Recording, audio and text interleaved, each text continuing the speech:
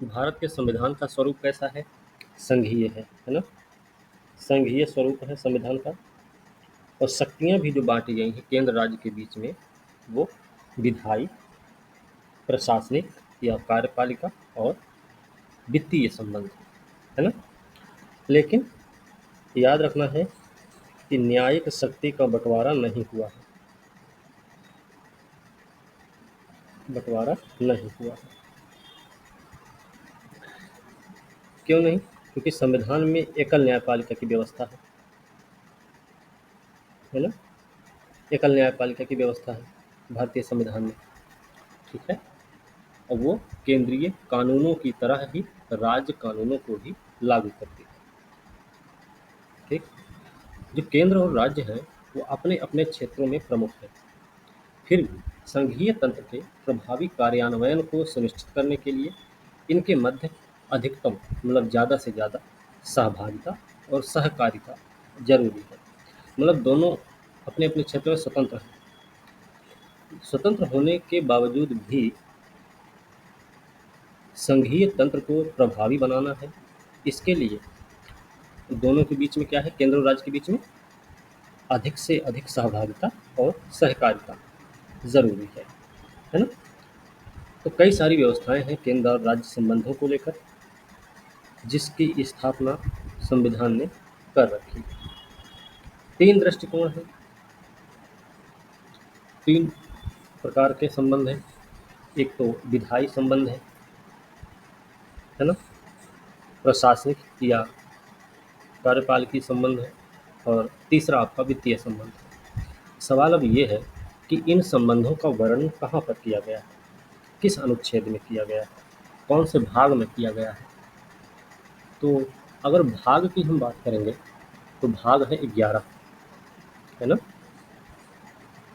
भाग 11 में इसका वर्णन किया गया है। अनुच्छेदों की जब बात होगी तो 245 245 से लेकर 281 के बीच में इसका वर्णन मिलता है, ठीक है? इस हिसाब से भाग 11 के साथ भाग 12 में भी इसका वर्णन किया गया है, ठीक है? सबसे पहले हम बात करेंगे विधायी संबंधों की, ठीक है? पहला संबंध विधायी संबंध है।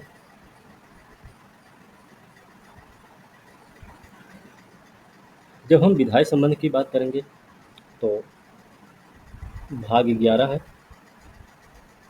और अनुच्छेद कौन सा है, 245 से 255 तक, ठीक है? याद रखने की जरूरत है। सर इसका वर्णन किया गया है। जी, इसके अलावा कुछ और भी अनुच्छेद हैं जो इस विषय में शामिल हैं, ठीक है? अब देखें तो जैसे कुछ ऐसी परिस्थितियां हैं, असाधारण परिस्थिति बोल सकते हैं, 5 प्रकार की हैं। 5 प्रकार की 5 असाधारण परिस्थितियों के अंतर्गत राज्य क्षेत्र में संसदीय विधान सहित कुछ मामलों में राज्य विधानमंडल पर केंद्र के नियंत्रण की व्यवस्था हुई है, ठीक है? तो जो केंद्र और राज्य विधायी संबंधों के मामले हैं, उनमें वो 4 स्थिति। एक तो आपका केंद्र राज्य विधान के सीमांत क्षेत्र है, विधायी विषयों का बंटवारा, राज्य क्षेत्र में संसदीय विधान, राज्य विधान पर केंद्र का नियंत्रण, ठीक है? हमने अभी आपको 245 से 255 के बीच में विधायी संबंध के वर्णन की बात की। सबसे पहली बात है कि अनुच्छेद 246 क्या है? अनुच्छेद 246 ये क्या है? ये 3 सूचियों के तहत 3 सूचियों के तहत विधायी संबंध का बंटवारा है केंद्र और राज्य के बीच में। कौन सी 3 सूचियां हैं? राज्य, केंद्र और समवर्ती सूची, ठीक है? अच्छा, जो अभी हम 4 स्थितियों के बारे में बात की केंद्र राज्य विधायी संबंध के मामले में, 4 स्थितियों के बारे में बात किए हैं, उसमें एक मामला है केंद्र और राज्य विधान का क्षेत्रीय विस्तार। हम सबको पता है कि संसद जो है ना, वो पूरे भारत के लिए या फिर भारत के किसी भी एक क्षेत्र के लिए कानून बना सकती है। हम सबको पता है ये बात, ठीक है। क्योंकि भारत के क्षेत्र में राज्य भी शामिल हैं, केंद्र शासित राज्य और किसी अन्य क्षेत्र, सारे के सारे किसमें शामिल हैं, भारत में ही है, ठीक है। कोई भी वो क्षेत्र हो सकते हैं। दूसरी चीज, राज्य विधानमंडल जो है वो राज्य, पूरे राज्य में या फिर राज्य के किसी क्षेत्र के लिए कानून बना सकता है ना। जो राज्य विधानमंडल का कानून होगा वो राज्य के बाहर के क्षेत्रों में लागू नहीं हो सकता, याद रखना, ठीक है। लेकिन ये तभी तक है जब तक राज्य और वस्तु में संबंध पर्याप्त होंगे, ठीक। एक तीसरी स्थिति ये है कि केवल संसद ही एक ऐसी संस्था है जो अतिरिक्त क्षेत्रीय विधान बना सकती है, याद रखना है। केवल संसद ही एक ऐसी संस्था है जो अतिरिक्त क्षेत्रीय विधान बना सकती है। मतलब कहने का है, संसद का जो कानून है वो भारतीय नागरिक और उनकी विश्व में कहीं भी संपत्ति पर लागू होता है, ठीक है। मतलब विश्व में कहीं भी कोई भी है तो उसके लिए अगर कोई कानून लागू होता है तो वो संसद के द्वारा बनाया हुआ कानून लागू होता है, ठीक है। अब इसका मतलब ये है, समझा जाए कि संसद तो भाई संप्रभु है ना। संसद के पास असीम शक्तियां हैं। तो संसद के पास असीम शक्तियां नहीं है, ठीक है। उस पर भी कुछ प्रतिबंध लगाए जा सकते हैं, ठीक है। कैसे? न्याय क्षेत्र के मामले में, ठीक है। भारतीय संविधान ने न्याय क्षेत्र के मामले पर संसद पर कुछ प्रतिबंध लगाए भी हैं। दूसरे शब्दों में कहा जाए, संसद के कानून कुछ क्षेत्रों में लागू नहीं होते हैं, ठीक है। कहाँ कहाँ नहीं लागू होते हैं, ये भी बात याद रखनी है। संसद के कानून जहाँ लागू नहीं होते वो क्षेत्र कौन कौन से हैं, तो उसमें केंद्र शासित प्रदेश है ना। राष्ट्रपति जो है ना, 4 केंद्र शासित प्रदेश,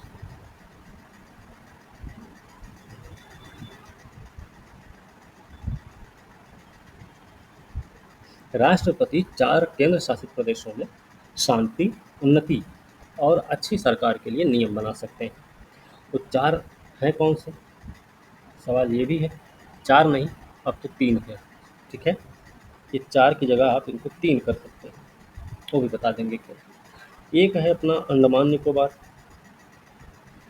एक है अपना लक्षद्वीप, और एक कौन सा है आपका, दादरा नगर हवेली और दमन दीव, है ना। ये दोनों तो एक ही हो गए ना, आप पहले अलग अलग थे, अब लेकिन अब एक हो गए हैं, ठीक है। तो इस प्रकार से 3 केंद्र शासित प्रदेशों में राष्ट्रपति क्या कर सकते हैं, शांति, उन्नति और अच्छी सरकार के लिए नियम बना सकते हैं, ठीक है। याद रखना, अंडमान निकोबार है, लक्षद्वीप है, दादरा नगर हवेली और दमन दीव है, ठीक है।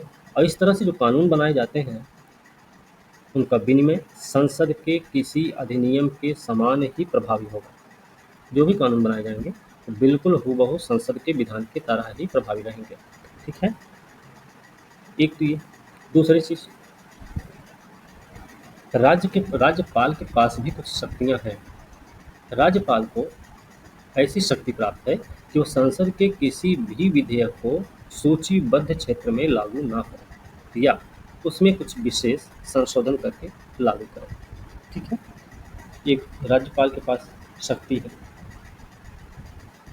ठीक है। कुछ विशेष क्षेत्र है ना, सभी राज्य तो एक जैसे नहीं हैं। कुछ राज्य हैं जो पहाड़ी क्षेत्र वाले हैं, कुछ पठारी क्षेत्र वाले हैं, है ना। ऐसे भी राज्य हैं भारत में, मरुस्थलीय क्षेत्र वाले भी हैं। तो कुछ ऐसे विशेष क्षेत्र होंगे जहाँ पर उनके नियम लागू नहीं होते। ये हम राज्यपाल वाले चैप्टर में पढ़ लेंगे।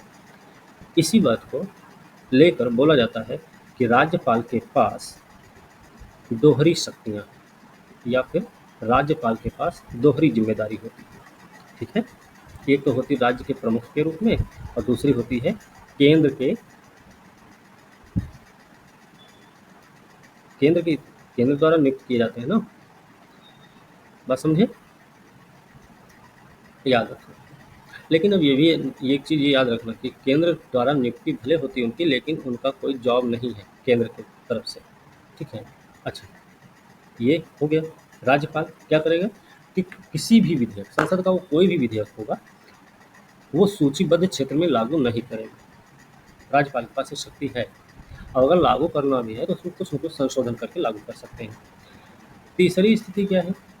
अब जैसे असम का राज्यपाल, ठीक है, असम, मेघालय, त्रिपुरा, मिजोरम, ये राज्य है।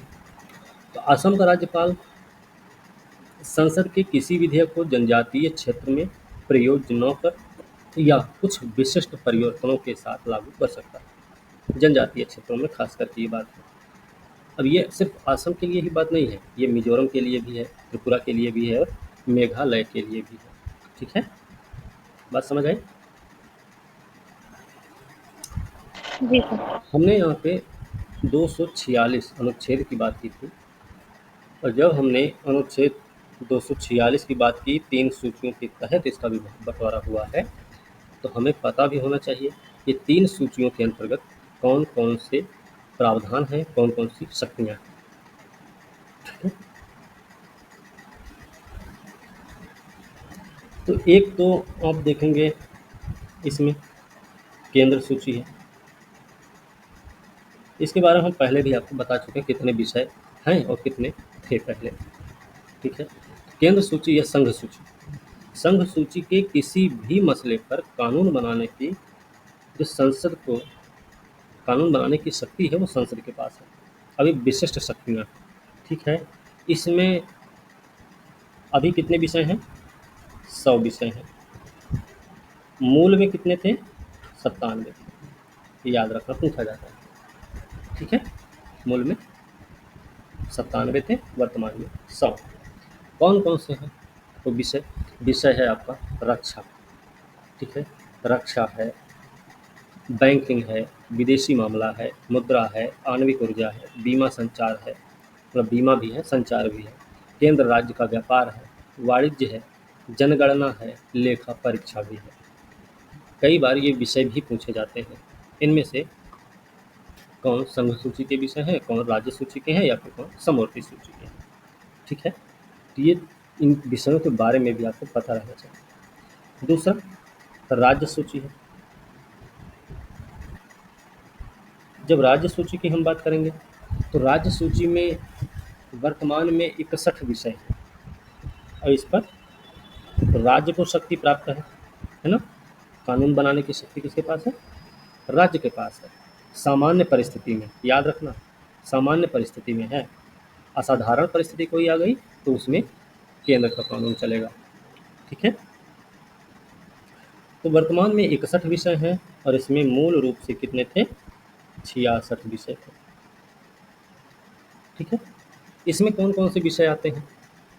इसमें आप देखेंगे तो सार्वजनिक व्यवस्था है, ठीक है, स्वास्थ्य, शिक्षा, ये सब, पार्क, है ना, पानी वानी की व्यवस्था, पुलिस, जन स्वास्थ्य, सफाई, कृषि, जेल, स्थानीय शासन, मत्स्य पालन और बाजार। ये जो सारी सुविधाएं हैं, ये जो सारे विषय हैं, ये राज्य सूची के विषय हैं। ठीक है, तीसरा आता है समवर्ती सूची।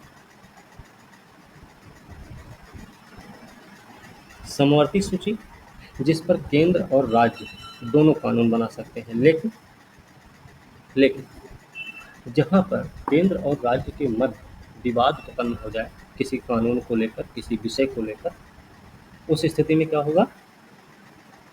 केंद्र का कानून मान्य होगा, केंद्र को प्राथमिकता दी जाएगी उस स्थिति में।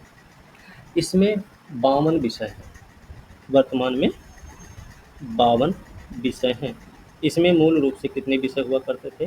तो 47 हुआ करते थे। 47 विषय हुआ करते थे पहले, लेकिन वर्तमान में 52 विषय हैं। ठीक है, ये भी चीज़ हमको याद रखनी चाहिए। अब ये जो विषयों वाली बात है कि पहले इतने थे अब इतने हो गए, तो इसका क्या मामला है? ये क्या किसी संशोधन के माध्यम से अलग हुई है? और अगर संशोधन के माध्यम से अलग हुई है तो कब, है ना? बढ़ाए गए या घटाए गए, तो ये कब हुआ है? ये भी एक सवाल आपको पता होना चाहिए। तो हमें याद रखना है इसमें जैसे जो 97 पहले हुआ करते थे, उसमें जो जोड़कर इसको 100 बनाया गया। तो बाद में कौन कौन से जोड़े गए हैं याद रखने की वैसे ज़रूरत नहीं है, जहाँ तक हमें लगता है पेपर में इतना डीपली पूछेंगे भी नहीं, लेकिन फिर भी हमको पता रहना चाहिए। एक है 2 का, 2 का जोड़ा गया, 92 का जोड़ा गया और 92 खा जोड़ा गया इसमें, केंद्र सूची वाले में, संघ सूची वाले में। ठीक है। राज्य सूची में 66 विषय से 61 विषय हो गया, कुछ न कुछ हटाया गया है, 5 विषय तो गायब हुए यहाँ से। अब ये जो 5 विषय यहाँ से गायब हुए हैं वो कौन कौन से, तो इसमें आप 11, 19, 20, 29 और 36, ये 5 विषय हटाए गए राज्य सूची से। समवर्ती सूची में 47 थे, 52 हो गए, तो इसमें जोड़े गए होंगे, तो 5 विषय इसमें जोड़े गए, तो कौन कौन से जोड़े गए, तो जोड़े गए जो विषय रहे हैं 11 का, 17 का, 17 का, 20 का और 33 का, ये 5 विषय इसमें जोड़ गए। ठीक है, याद रखना है। बात यहाँ तक समझ आई?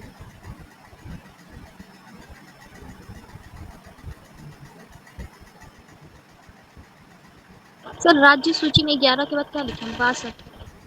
11 के बाद 19,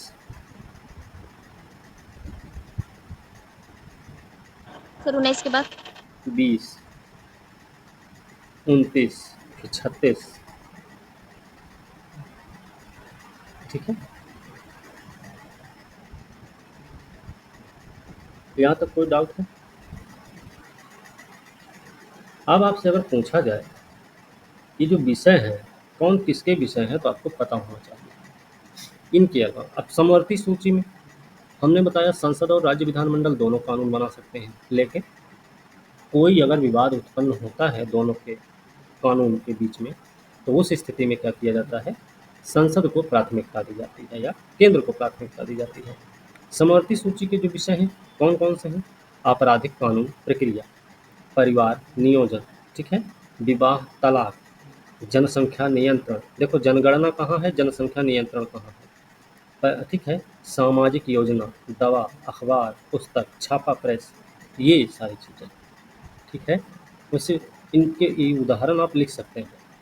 ठीक है, ये उदाहरण इसलिए क्योंकि कई बार ये जनसंख्या नियंत्रण पर भी, परिवार नियोजन पर भी आया हुआ है पेपर में, पूछा गया किसके विषय पर।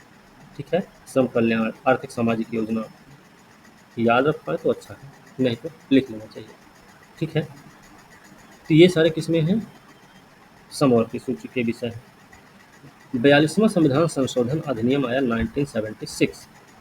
इसके तहत क्या किया गया, 5 विषयों को राज्य सूची से हटाकर समवर्ती सूची में किया गया। ठीक है, कुछ नहीं तो इसको तो जरूर लिख लो, जो राज्य से समवर्ती हुए हैं।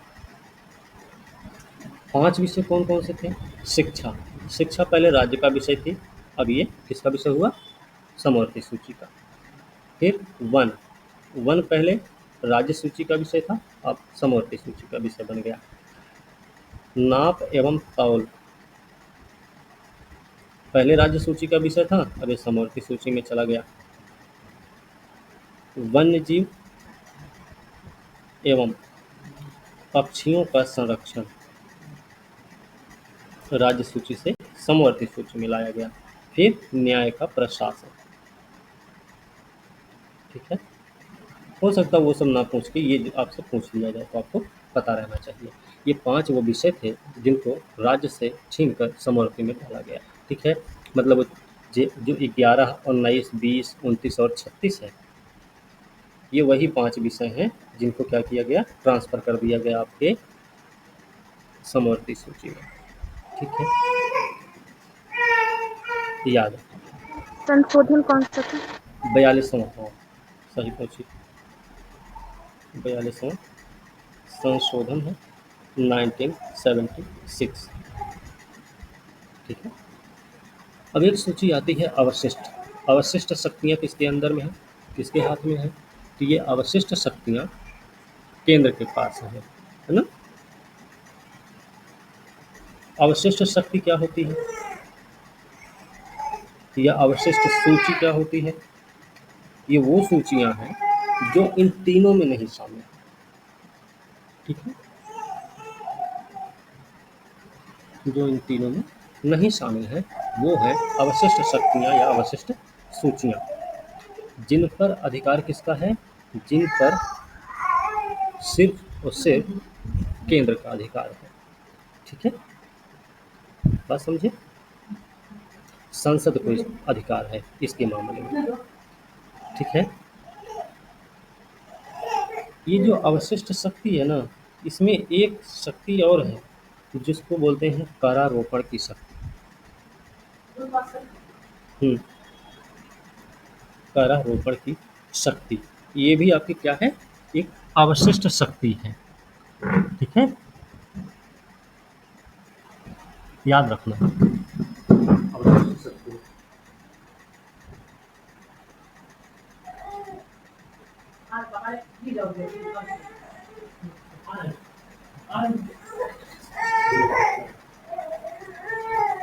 ठीक है ना, तो ये बात मालूम हो गई कि अवशिष्ट शक्ति क्या है। अवशिष्ट शक्तियों में एक आपका करारोपण की भी शक्ति है, जिस पर विधान बनाने की शक्ति केंद्र के पास है। ठीक है,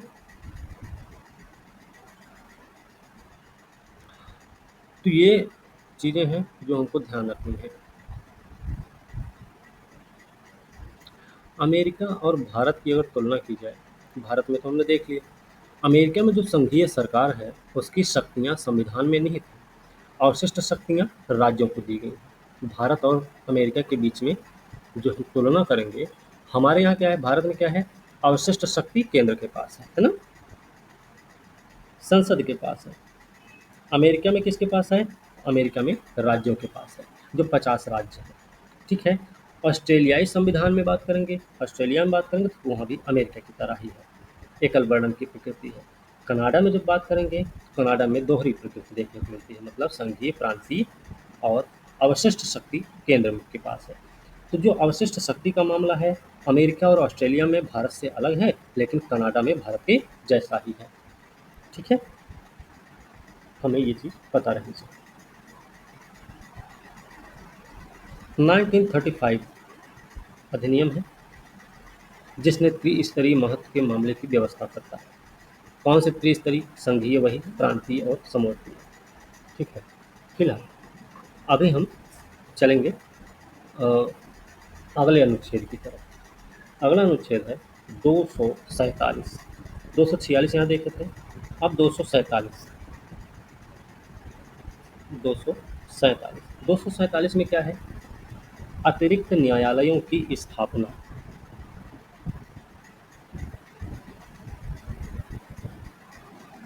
न्यायालयों की स्थापना 247 में दी गई है।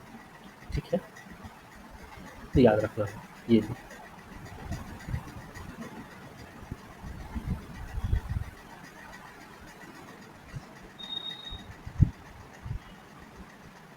अनुच्छेदों की ही बात अगर करें,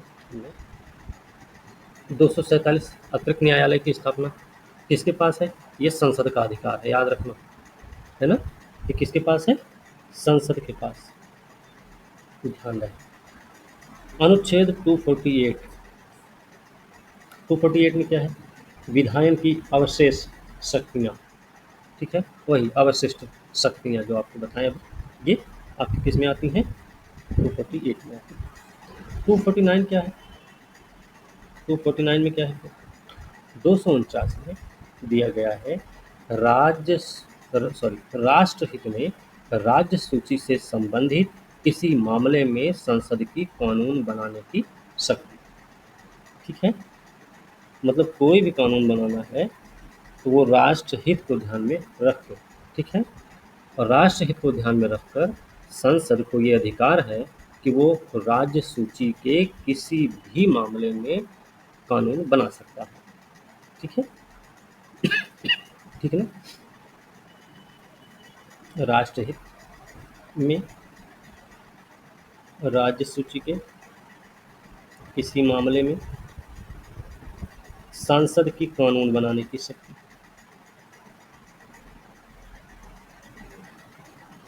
कानून बनाने की शक्ति। ठीक है। 250 में क्या है फिर?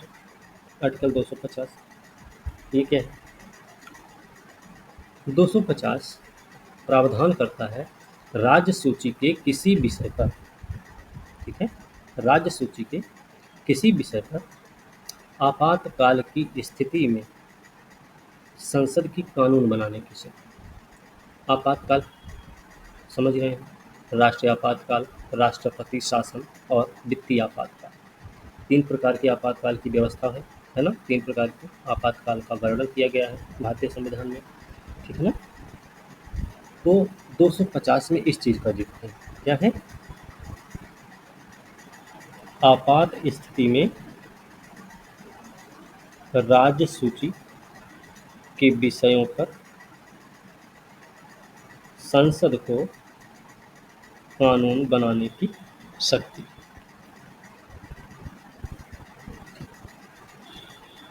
250 क्लॉज 1 क्या कहता है? ये कहता है कि आपातकाल की स्थिति में संसद को राज्य सूची में वर्णित विषयों पर विधि बनाने का अधिकार है। ठीक है। अनुच्छेद 251 क्या है फिर? 251 फिर क्या है? 251 में बताया गया है अनुच्छेद 249 और 250 के अंतर्गत संसद द्वारा बनाए गए कानून और राज्य विधायिकाओं द्वारा बनाए गए कानूनों के बीच असंगतता का वर्णन किया गया है अनुच्छेद 251 में। वहीं पर अनुच्छेद 252 में क्या है?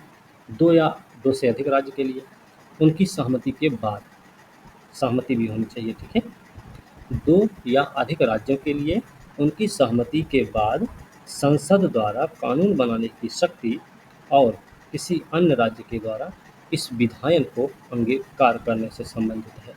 ठीक है। मतलब ये दो स्थितियां तो ठीक हैं, इसमें तो कानून बनाने की शक्ति संसद को है ना? लेकिन जो 252 की बात आती है तो उसके अनुसार राज्यों की सहमति जरूरी है। ठीक है। ये तो भाई बनाना ही पड़ेगा इस वाली स्थिति में। लेकिन इस वाली स्थिति में क्या है कि राज्यों की सहमति जरूरी है।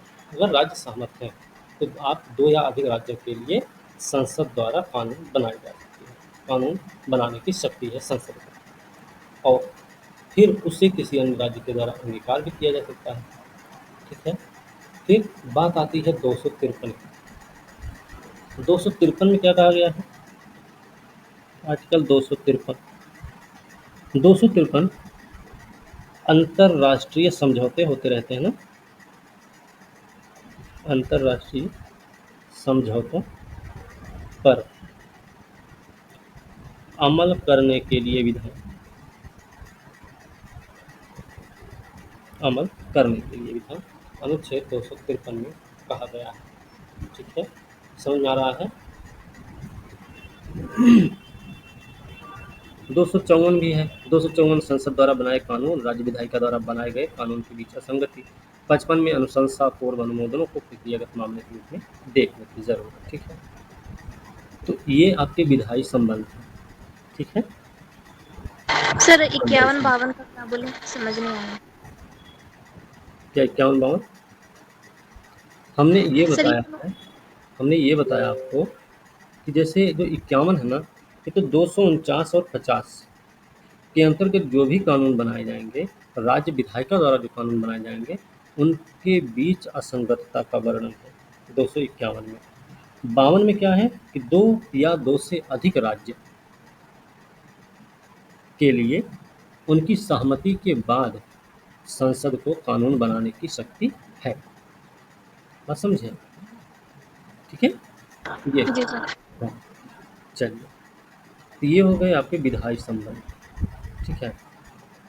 अब इनकी अगर हम चर्चा करेंगे तो डिटेल में जाएंगे तो बहुत लंबी चौड़ी चर्चा होगी। ठीक है। तो चैप्टर है पूरा। ठीक है। अभी हम सब सिर्फ इतने पे चलेंगे कि सारा काम मतलब मोटा मोटा हमको समझ में आ जाए, पीटी एग्जाम भर का क्लियर हो जाए। ठीक है। अब एक सवाल ये आता है इस विधायी संबंध के मामले में, अगर मान लीजिए कि राज्यसभा एक प्रस्ताव पारित कर दे तब क्या होगा? मान लीजिए राज्यसभा ने घोषणा कर दी कि राष्ट्र हित में जरूरी है कि संसद को राज्य सूची के मामले में कानून बनाना चाहिए। ठीक है, राष्ट्र हित के मामले में कौन सा अनुच्छेद है? 249। तब संसद कानून बनाने के लिए सक्षम हो जाएगी।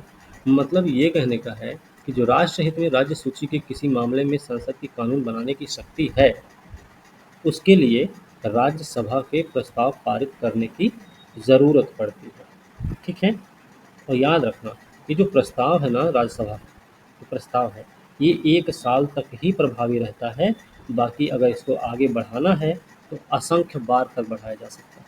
ठीक है, ऐसा नहीं है कि आप 1 साल या 2 साल 5 साल तक ही बढ़ा सकते हैं, उसको जब तक चाहे तब तक बढ़ाते जाएं।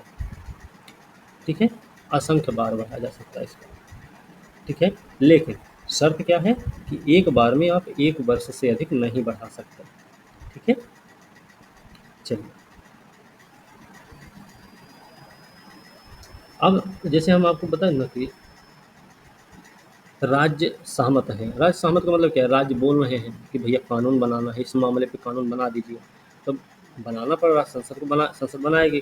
कौन सा अनुच्छेद अभी बताए थे? 200 252। 252 बताए थे। अब उस मामले में जो कानून बनाए जाए, जैसे मान लीजिए राज्यों ने एक ऐसा प्रस्ताव पारित किया कि उन्होंने अपने विधान निर्माण की शक्ति को स्थगित या समर्पित कर दिया है और उन्होंने सब कुछ संसद के हाथ में छोड़ दिया है। अब इसके तहत संसद कानून बनाएगी। क्या संसद ने ऐसे कानून बनाए हैं कि जब राज्यों ने अपनी सहमति व्यक्त की हो, राज्यों ने सिफारिश की हो, है ना, और उन्होंने बोला हो कि भाई हम अपना सब कुछ स्थगित कर रहे हैं, अब हम इन इन मामलों में संसद की हेल्प चाहते हैं, तो आप लिख सकते हैं ये 252 के तहत जो बनाए गए कानून है संसद के द्वारा। उसमें पुरस्कार प्रतियोगिता अधिनियम, प्रतियोगिता अधिनियम 1955। ठीक है, ये क्या है? इसी तरीके से दो मतलब राज्यों की सहमति से बना हुआ है। फिर वन्य जीव संरक्षण अधिनियम 1972, है ना। फिर जल प्रदूषण और नियंत्रण अधिनियम, सॉरी, जल प्रदूषण नियंत्रण एवं निवारण अधिनियम, ये कब आया था? ये आया था 1974 में। पेपर में पूछे भी जाते हैं, नोट करके रखना। ठीक है, साल मिलाने का आ जाता है, कभी कभी कालक्रम सजाने को आता है, क्रोनोलॉजिकल ऑर्डर में सजाया जाता है। ठीक है, फिर और भी कहें क्या, है ना, कौन सा है?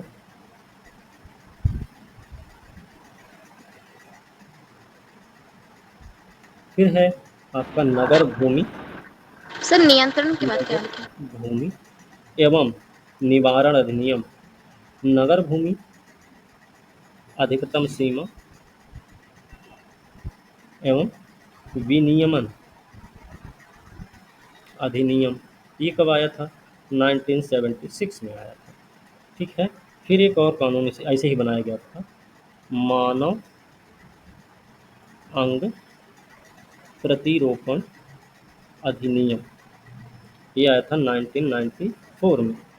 ठीक है, तो इन कानूनों के बारे में आपको पता होना चाहिए कि कब आए थे। ठीक है, इनका क्रोनोलॉजिकल ऑर्डर भी आपको पता होना चाहिए, कब कौन पहले है कौन बाद में है। बस समझ रहे हो ना? तो एग्ज़ाम में आपसे पूछे जा सकते हैं सीधे सीधे जी। बस समझे। अब ऐसे थोड़ी ना घुमा के पूछा जाएगा कि राज्यों की सहमति के आधार पर संसद द्वारा बनाए गए कानून निम्न में से कौन से हैं। हो सकता है कि पूछ लिया जाए ऐसे आपसे, और वो नहीं तो ये इस तरीके से आपसे ज़रूर पूछा जा सकता है, तो आपको ये बात पता रहनी चाहिए। ठीक है, सर ये 252 अनुच्छेद के अंतर्गत है, ये सारे जो बता रहे हैं। नहीं, अनुच्छेद 252 में जो प्रावधान है ना कि दो या दो से अधिक राज्य की सहमति, है ना, दो या दो से अधिक राज्य की सहमति के पश्चात संसद द्वारा कानून बनाने की जो शक्ति है उसके अंतर्गत बनाए गए ये कुछ कानून हैं। ठीक है, ये एग्जाम्पल हमने आपको बताए। ठीक है, जो आपको पता रहना चाहिए। बात समझे। फिर वैसे 253 की बात हमने की थी। 253 में क्या बताया, बोला था हमने, 253 में क्या बताए थे। सर ये अंतर्राष्ट्रीय समझौते पर अमल करने के लिए विधान है। हाँ, अंतर्राष्ट्रीय समझौतों को लागू करने से संबंधित बात बताई थी 253 में व्यवस्था। अब संसद है ना, तो राज्य सूची के किसी भी मामले में अंतर्राष्ट्रीय संधि समझौते के लिए कानून बना सकती है। यह जो व्यवस्था होगी वो केंद्र को अपने अंतर्राष्ट्रीय दायित्व और प्रतिबद्धता को पूरा करने के योग्य बनाती है। ठीक है। अब ऐसे जो कानून बनाए गए उनके बारे में अगर देखा जाए, जैसे 253 के तहत कानून बने, अनुच्छेद 253 का एग्जाम्पल अगर देखा जाए तो आप लिख सकते हैं, सॉरी, संयुक्त राष्ट्र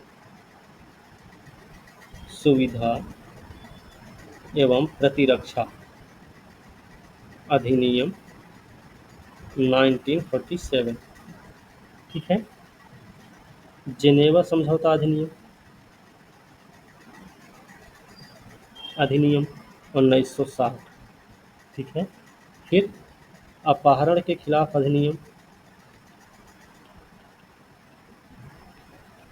1982, है ना।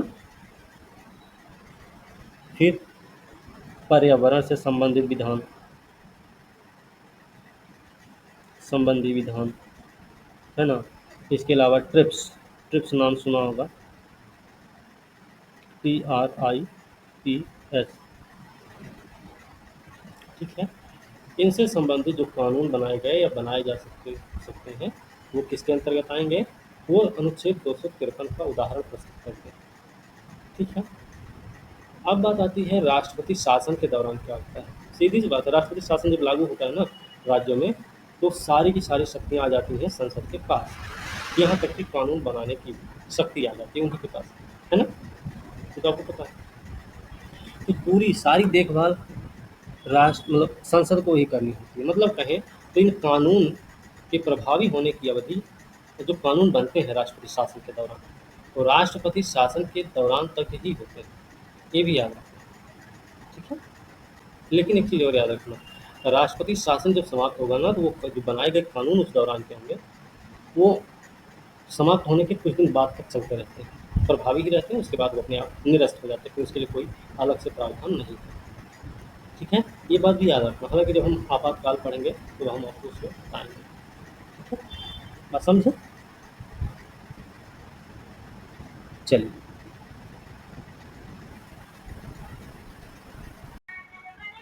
प्रशासनिक संबंध का वर्णन है भाग 11 के अनुच्छेद 256 से 263 के बीच में।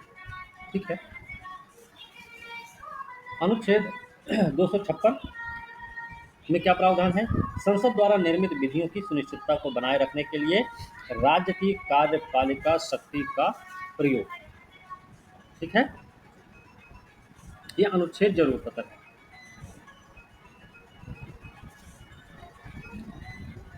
257 में क्या है, 257 में कतिपय मामलों में संघ का राज्यों के ऊपर नियंत्रण है। 257 ए भी है,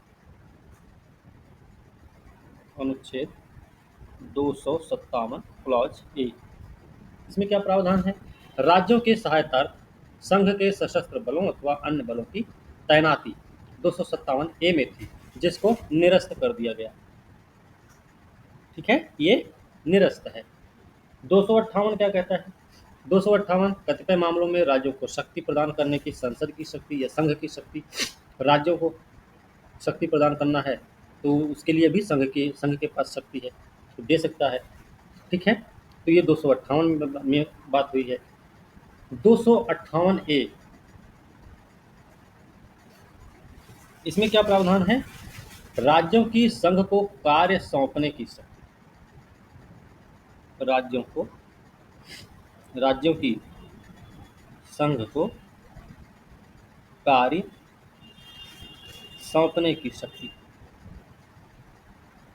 बात समझे। 259 फिर है जो निरस्त हो चुका है, 259 निरस्त है। वैसे ही जो प्रावधान था इसमें वो था प्रथम अनुसूची के भाग बी में राज्यों में सशस्त्र बल, 260 क्या है, भारत के बाहर के भूभागों के संबंध में संघ का अधिकार क्षेत्र, ये हमने विधायी संबंध के बारे में भी पढ़ा था जब विधायी संबंध पढ़ रहे थे, है ना। 261 सार्वजनिक क्रियाकलाप से संबंधित है।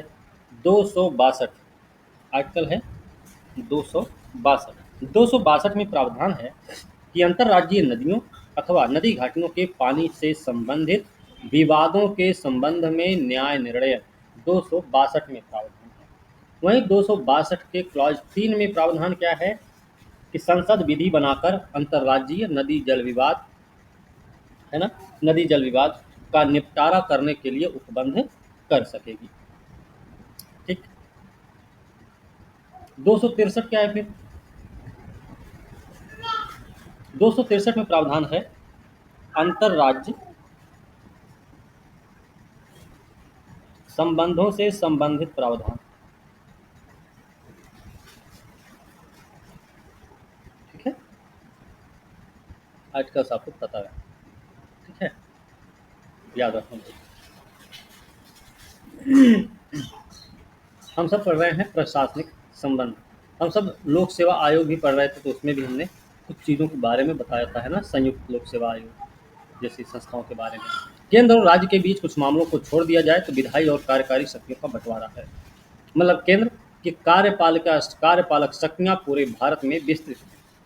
ठीक है, खास करके उस मामले में जिसमें संसद को विशेष विधायी शक्तियाँ प्राप्त हैं, मतलब संघ सूची का जो विषय है। दूसरा, किसी संधि या समझौते के तहत अधिकार, प्राधिकरण और न्याय क्षेत्र का काम। ऐसे ही राज्य की कार्यपालक शक्तियाँ राज्य की सीमाओं तक विस्तृत हैं, ये सब पहले भी हम पढ़ चुके हैं, है ना। राज्य के विधायिका जो कानून बनाएगी तो राज्य की सीमा से बाहर लागू नहीं होगा, राज्य की सीमा के अंदर ही लागू होगा। लेकिन संसद द्वारा जो भी कानून बनाए जाएंगे, संघ द्वारा जो भी कानून बनाए जाएंगे, वो पूरे भारत में या फिर भारत के किसी एक क्षेत्र में लागू हो सकता है। ठीक है, राज्यों की भी वही कंडीशन है। यहाँ तक कि संघ द्वारा जो भी कानून बनाए जाएंगे, अगर भारतीय नागरिक की संपत्ति विदेशों में भी है तो उस पर भी वो लागू होती है। ठीक है,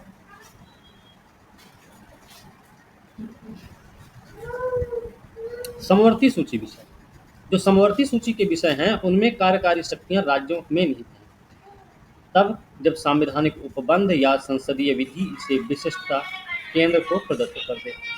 राज्य और केंद्र के क्या दायित्व हैं? संविधान ने राज्यों की कार्यकारी शक्तियों के संबंध में उन पर 2 प्रतिबंध आरोपित किए। राज्यों की कार्यकारी शक्तियों के संबंध में 2 प्रतिबंध, जिससे इस संबंध में केंद्र को कार्यकारी शक्ति के संबंध में असीमित अधिकार प्राप्त हो जाते हैं। ठीक है, मतलब राज्यों की कार्यकारी शक्तियों के संबंध में जब बात होती है तो उनके 2 प्रतिबंध लगाए गए, और 2 प्रतिबंध जो लगाए गए हैं उस वजह से क्या है कि केंद्र को कार्यकारी शक्ति के संबंध में असीमित अधिकार मिल जाते हैं। ठीक है, इसमें जैसे देखेंगे तो संसद द्वारा निर्मित किसी विधान का अनुपालन सुनिश्चित करना और राज्यों से संबंधित कोई वर्तमान विधान, मतलब जो अभी कानून बनाया गया उसका अनुपालन करना राज्यों का काम, और जो वर्तमान में उपलब्ध है उससे संबंधित।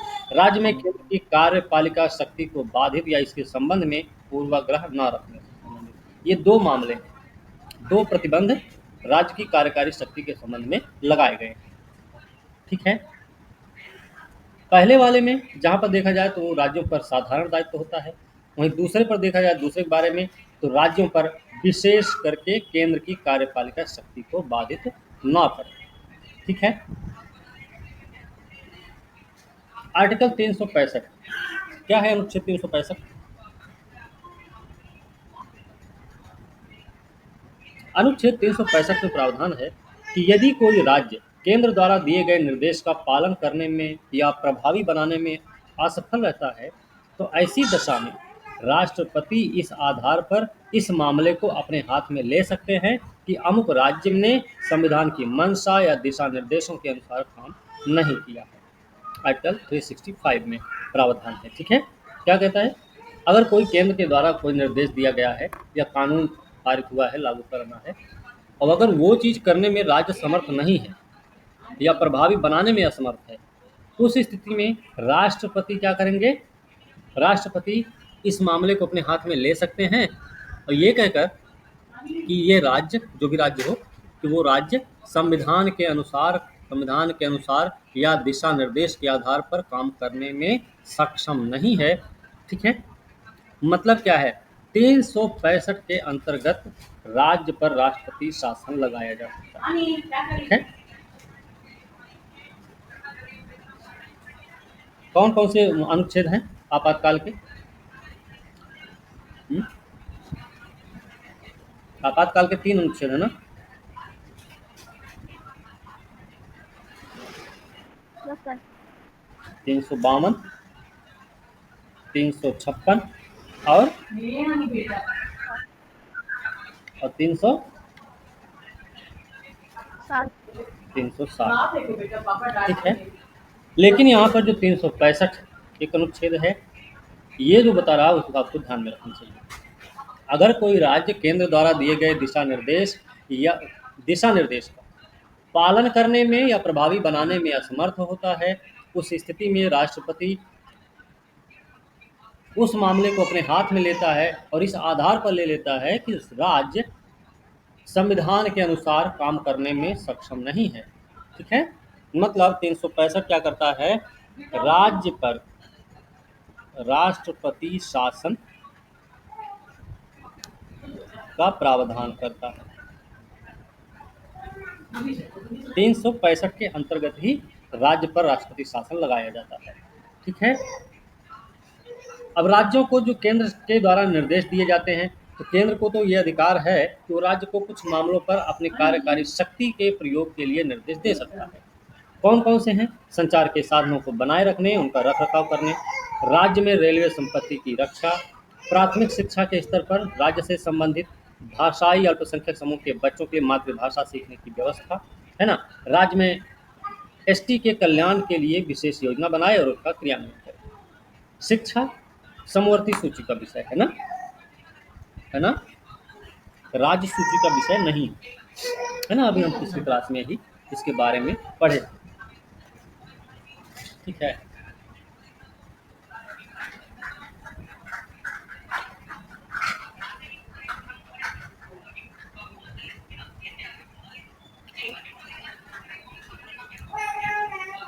चलिए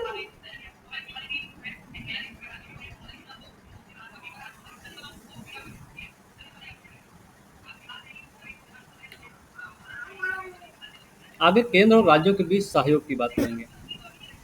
संविधान में केंद्र राज्य के बीच सहयोग और समन्वय के लिए कुछ उपबंध किए गए हैं, कुछ प्रावधान हैं। जैसे हमने एक प्रावधान यहाँ पर आपको बताया था 262 अनुच्छेद के बारे में। संसद किसी अंतर्राज्यीय नदी घाटी के पानी के प्रयोग, वितरण, नियंत्रण के संबंध में किसी विवाद या शिकायत पर न्याय निर्णय दे सकती है। तो संसद की शक्ति, राष्ट्रपति, अनुच्छेद है 263। राष्ट्रपति केंद्र और राज्य के बीच सामूहिक महत्व के विषयों की जांच और बहस के लिए अंतर्राज्यीय परिषद का गठन कर सकता है। ठीक है, तो आप यहाँ पे ब्रैकेट में लिख सकते हैं, राष्ट्रपति द्वारा अंतर्राज्यीय परिषद का गठन। ठीक है, और ये परिषद बनाई गई थी 1990 में। ठीक है, 1990 में ये अंतर्राज्यीय परिषद फिर बनाई गई है क्या वैसे?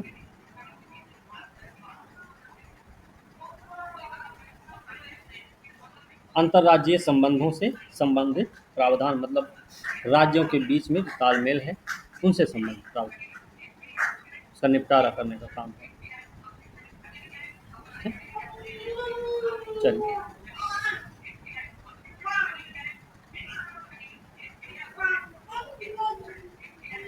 हो गया।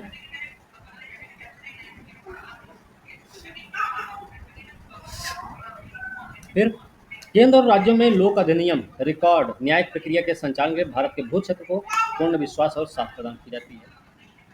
संसद संवैधानिक उद्देश्य से अंतर्राज्यीय व्यापार, वाणिज्य, अंतर संबंध की स्वतंत्रता व्यवस्था के तहत किसी प्राधिकरण का गठन कर सकती है। मतलब एक चीज ये याद रखनी है हमको कि जैसे व्यापार, अंतर्राज्यीय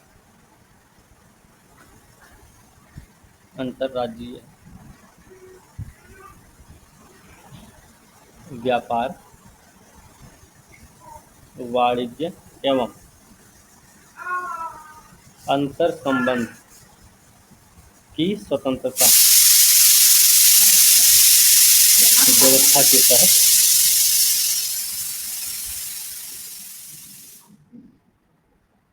प्राधिकरण का गठन किसके द्वारा? संसद द्वारा, न कि राष्ट्रपति द्वारा। ठीक है। अखिल भारतीय सेवाओं के बारे में हम संघ लोक सेवा आयोग इस बारे में बात की। आईएएस, आईपीएस और आईएफएस 3 सेवाएं हैं। इन सेवाओं के अधिकारी केंद्र राज्य के अंतर्गत उच्च पदों पर अपनी सेवा भी देते हैं, लेकिन इनकी नियुक्ति और प्रशिक्षण जो होता है वो केंद्र द्वारा किया जाता है ना। इन सेवाओं को केंद्र राज्यों के द्वारा संयुक्त रूप से नियंत्रित भी किया जाता है। इन पर पूर्ण नियंत्रण केंद्र सरकार का और तात्कालिक नियंत्रण होता है राज्य सरकार। जो अखिल भारतीय सेवा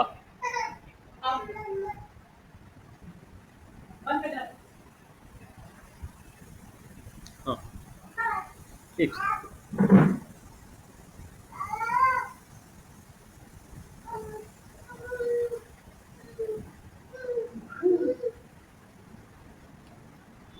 जो अखिल भारतीय सेवा है, इनकी नियुक्ति और प्रशिक्षण का काम कौन करता है? केंद्र सरकार।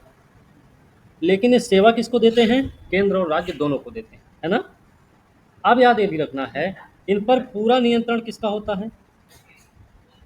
पूर्ण नियंत्रण होता है केंद्र का, लेकिन तात्कालिक नियंत्रण होता है,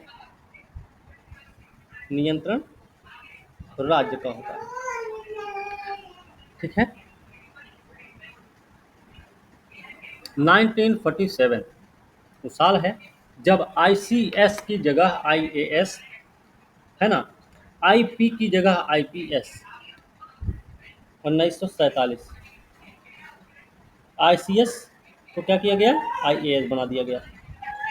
आईपी को क्या बनाया गया? भारतीय पुलिस को आईपीएस कर दिया गया। ठीक है। 1966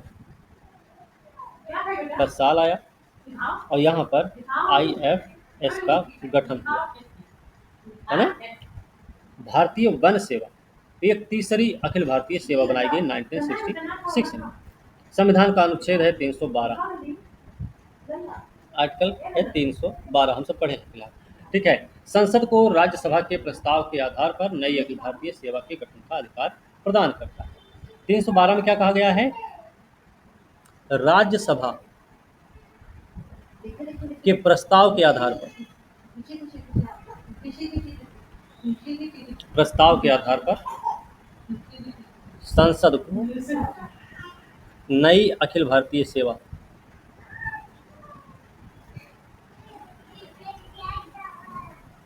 के गठन का अधिकार है। ठीक है।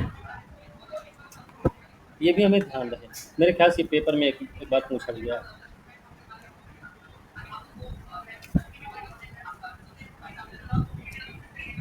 हम्म?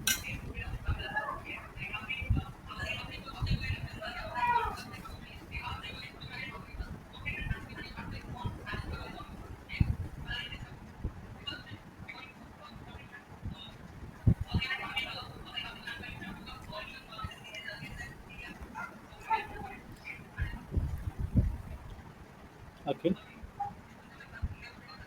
भारतीय सेवा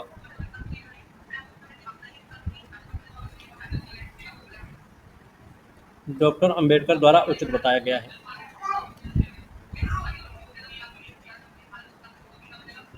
उचित बताया गया है। इनका कहना है कि संघीय व्यवस्था में द्वैध नीति को सभी संघीय व्यवस्थाओं में अपनाया गया है और सभी संघीय व्यवस्थाओं में संघीय सिविल सेवा, प्रांतीय सिविल सेवाएं पाई जाती हैं। भारतीय संघ में भी द्वैध नीति 2 प्रकार की सेवाएं होंगी, लेकिन तो इसका एक अपवाद भी होगा। ये पाया गया कि प्रत्येक देश में प्रशासन में कुछ विशेष पद प्रशासन के स्तर को बनाए रखने के लिए रणनीतिक पद कहे जाते हैं। तो प्रशासन का स्तर भी इन रणनीतिक मुद्दों पर नियुक्त किए जाने वाले लोक सेवकों की दक्षता पर निर्भर करता है। लोक सेवा आयोग के बारे में हम बात करें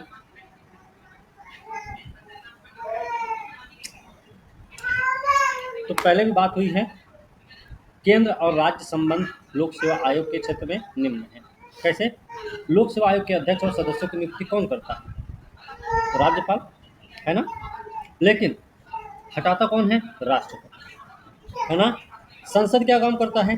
संयुक्त राज्य लोक सेवा आयोग का गठन करता है, लेकिन संबंधित विधान मंडलों के अनुरोध पर।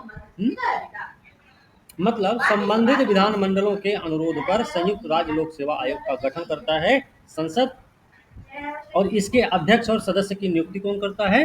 तो राष्ट्रपति करता है। ठीक है। संयुक्त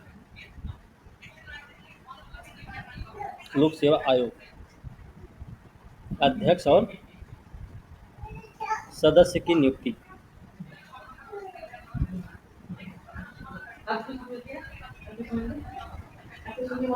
राष्ट्रपति करता है। राज्यपाल के अनुरोध और राष्ट्रपति की मंजूरी के बाद संघ लोक सेवा आयोग राज्य की आवश्यकता अनुसार काम भी कर सकता है। मतलब सिफारिश करेंगे राज्यपाल और राष्ट्रपति क्या करेंगे? मंजूरी देंगे। उसी स्थिति में संघ लोक सेवा आयोग क्या करेगा? राज्य की आवश्यकता अनुसार काम कर सकता है। संघ लोक सेवा आयोग योजनाओं के क्रियान्वयन, संयुक्त भर्ती, इन पर भी मदद करता है राज्यों। ठीक है। और राज्यों मतलब क्या है? संयुक्त राज्य लोक सेवा आयोग सिर्फ दो की बात नहीं है, दो से अधिक राज्यों की भी बात होती है। ठीक है।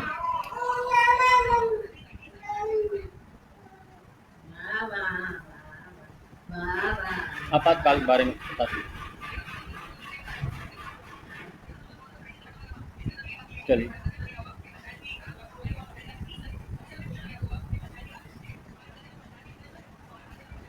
कई सारे ऐसे विषय होते हैं जो केंद्र राज्य संबंधों के विकास के लिए या तो वार्षिक या फिर जब जरूरत पड़े उन पर विचार विमर्श भी किया जाता है। इसमें आप राज्यपालों के सम्मेलन की बात। अच्छा, राज्यपालों का जो सम्मेलन होता है उसके सम्मेलन का अध्यक्ष कौन होता है? राष्ट्रपति होते हैं। ठीक है। मुख्यमंत्रियों का सम्मेलन होगा, के सम्मेलन का अध्यक्ष कौन होता है? तो प्रधानमंत्री। ठीक है।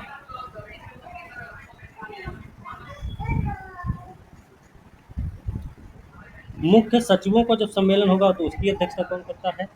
तो कैबिनेट सचिव करता है।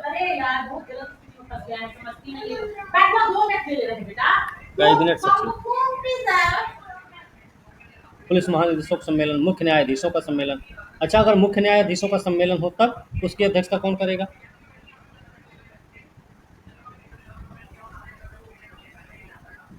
के सम्मेलन की अध्यक्षता कौन करते हैं? भारत के मुख्य न्यायाधीश। ठीक है। उच्चतम न्यायालय के मुख्य न्यायाधीश, न्यायालय के मुख्य न्यायाधीश। इसके अलावा कुलपतियों का भी सम्मेलन होता है, गृह मंत्रियों का सम्मेलन होता है, केंद्रीय गृह मंत्री करते हैं, विधि मंत्रियों का सम्मेलन होता है, केंद्रीय विधि मंत्री इसकी अध्यक्षता करते हैं। कुछ ऐसी सम्मेलन है जिनके बारे में पता होना चाहिए कौन इसकी अध्यक्षता करता है। अब हम सब बात करेंगे वित्तीय संबंध की।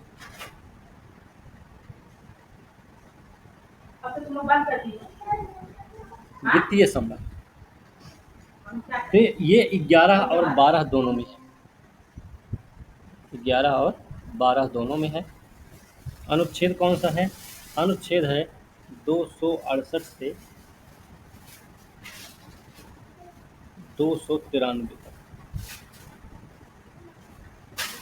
ठीक है। और भी कई सारे हैं। कराधान शक्ति का आवंटन। कराधान शक्ति किसके हाथ में है? करारोपण, हमने बताया था।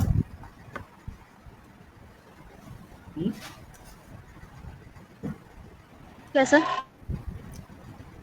करारोपण की शक्ति किसके हाथ में? फिर अपशिष्ट शक्ति के अंतर्गत आता है। अवशिष्ट शक्ति किसके अंतर्गत आती है? केंद्र के अंतर्गत।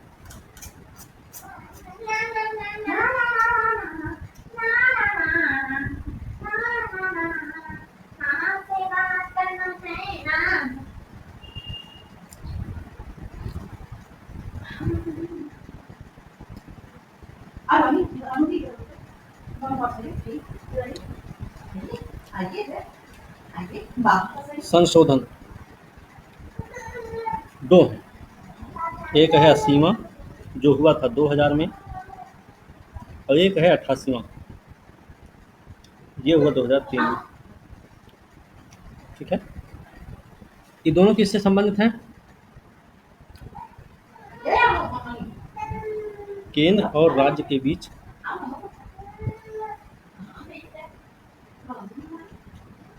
कर राजस्व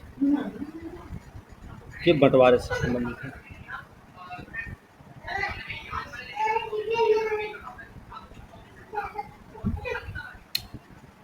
क्या समझे?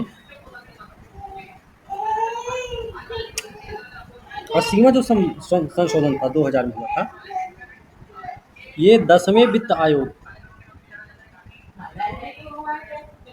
की सिफारिश को लागू करने के लिए।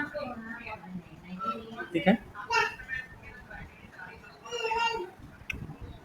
80वां संशोधन 10वें वित्त आयोग की सिफारिश को लागू करने।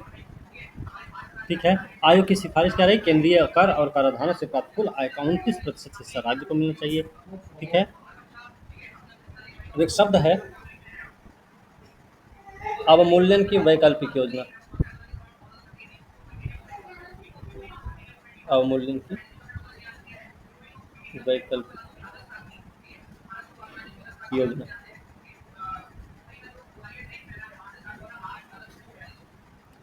ये क्या है?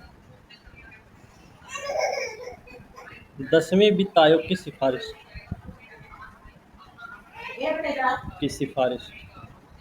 क्या रही? कर राजस्व के 29%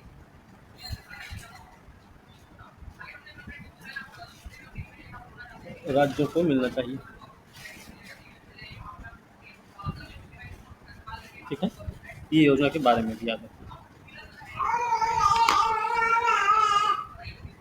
और ये अस्तित्व में कब आया है? कौन सा? ये अवमूल्यन की वैकल्पिक योजना अस्तित्व में आया 1996 में।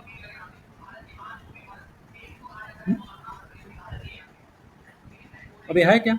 आयकर, बाकी कर जैसे निगम कर है, कस्टम ड्यूटी है, इन सबका भी प्रावधान इसमें किया गया है। 88वां जब संविधान संशोधन किया गया 2003 में, तो इसमें एक नया अनुच्छेद जोड़ा गया। अनुच्छेद है 268 का, 268 का जोड़ा गया। साथ ही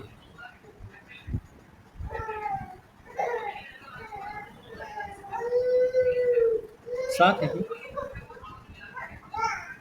केंद्र सूची में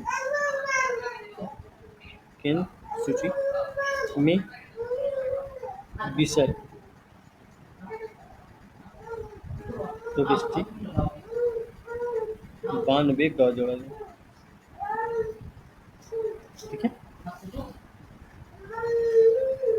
29% राज्यों के बाद क्या लिखा? कैसे? 29% राज्यों को उसके बाद क्या लिखा? राज्यों को मिलना चाहिए।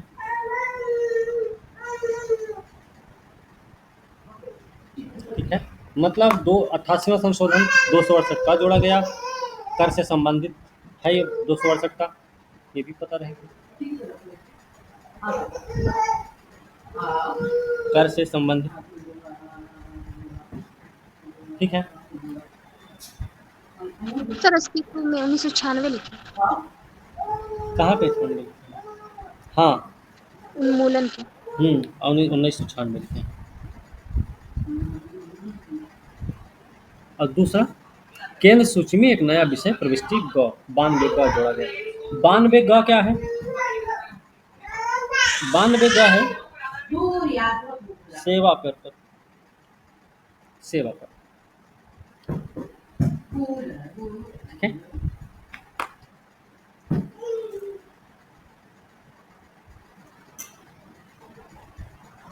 सर क्या है सेवा कर 92 में? 92 ग प्रविष्टि है ना, प्रविष्टि 92 ग है जो सेवा कर से संबंधित है।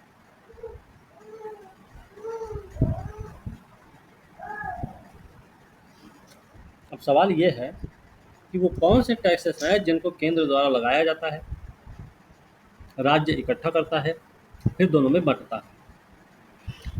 ये कौन से कर हैं जिन्हें केंद्र इकट्ठा करती है और फिर बाद में केंद्र और राज्य के बीच संग्रहित और विनियोजित कर दिया जाता है। ठीक है। कर राजस्व का वितरण यही होगा ना सर? हम्म।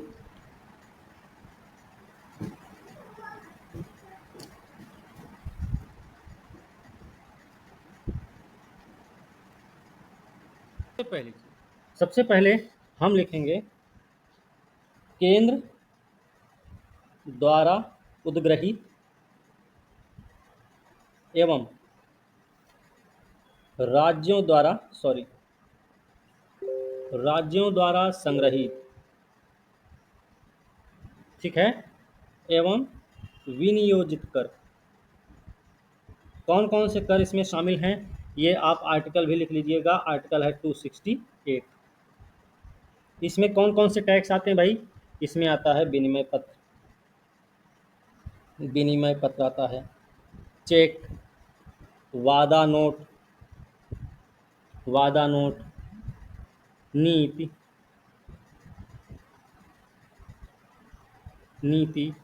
बीमा, शेयर, ठीक है। इन पर जो लगाए जाते हैं लगने वाले स्टाम्प शुल्क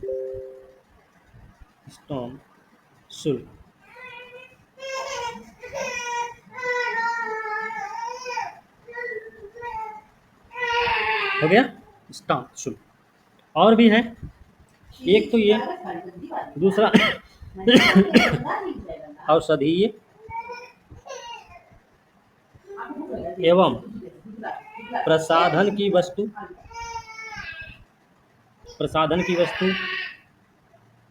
इसमें एल्कोहल और नारकोटिक्स शामिल हैं, ठीक है। इन पर क्या लगता है? उत्पाद शुल्क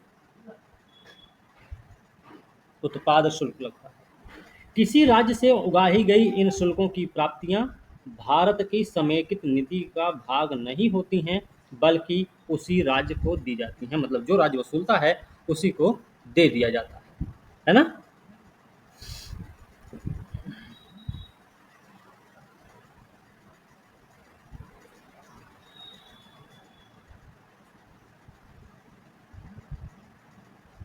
यहाँ तक कोई दिक्कत?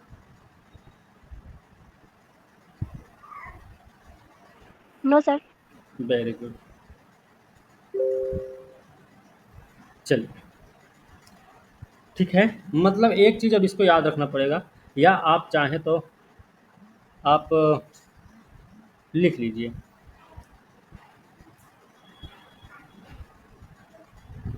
उगाए गए, सॉरी, 5 शुल्क क्या लिखे हैं सर? उत्पाद शुल्क लिखे हैं ये सारी चीजें, ठीक है, लिख लीजिए। सर इसका मतलब क्या होगा? उत्पादन पर टैक्स लगता है, ठीक है। इन शुल्कों की प्राप्तियां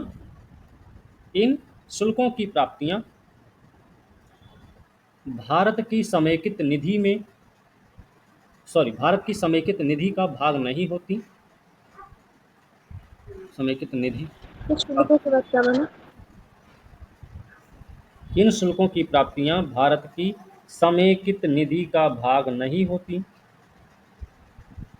बल्कि उसी राज्य को दे दी जाती है। मतलब जो भी राज्य वसूलता है उसी को मिल जाता है, ठीक है। एक बार फिर से। इन शुल्कों की प्राप्तियां भारत की समेकित निधि का भाग नहीं होती, बल्कि उसी राज्य को दी जाती हैं। दूसरा कौन सा है भाई? केंद्र द्वारा उद्ग्रहित सेवा कर, लेकिन केंद्र और राज्य द्वारा संग्रहित एवं विनियोजित कर, विनियोजित कर, ये भी आर्टिकल है 268 का। ठीक है, मतलब राज्य इसको लागू करता है, लेकिन केंद्र और राज्य दोनों मिलकर इकट्ठा करते हैं और फिर बांटा जाता है ना। तो इसमें कौन कौन से कर आएंगे, याद रखना। सेवाओं पर जो कर लगता है वो केंद्र के द्वारा लगाया जाता है। ठीक है, यहाँ पर साफ साफ लिखा हुआ है, सेवा पर कर केंद्र द्वारा लगाया जाता है, लेकिन उसका संग्रहण और उपयोग केंद्र राज्य मिलकर करते हैं। इनके संग्रहण और उपभोग संबंधी नियमों का निर्धारण भी संसद के द्वारा किया जाता है, ये जरूर लिख लीजिए। इनके संग्रहण एवं उपभोग संबंधी नियमों का निर्धारण, नियमों का निर्धारण संसद द्वारा। हम्म, ठीक है, याद रखना इतनी चीजें। हाँ,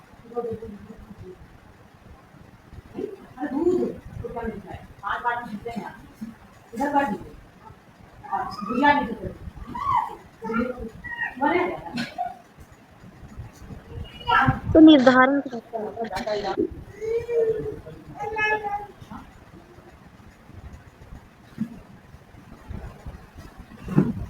ठीक है, एक तीसरे प्रकार का कर है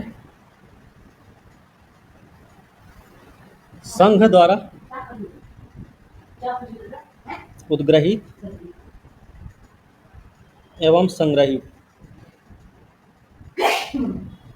लेकिन राज्यों को सौंपे जाने वाले कर, सौंपे जाने वाले कर, ये आता है आर्टिकल 269 में, ये आर्टिकल 269 के अंतर्गत आता है। ठीक है, इसमें क्या है,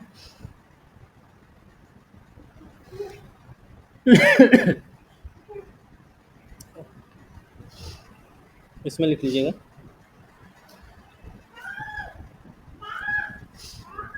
अंतर्राज्यीय व्यापार वाणिज्य में वस्तु के क्रय विक्रय से संबंधित कर,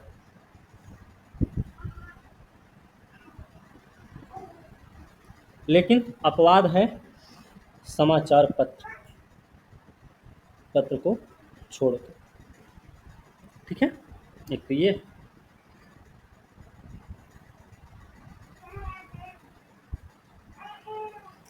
अब एक और ये चीज याद रखनी है, इनसे जो कर की प्राप्ति होती है वो भी भारत की समेकित निधि का भाग नहीं होती है। ठीक है,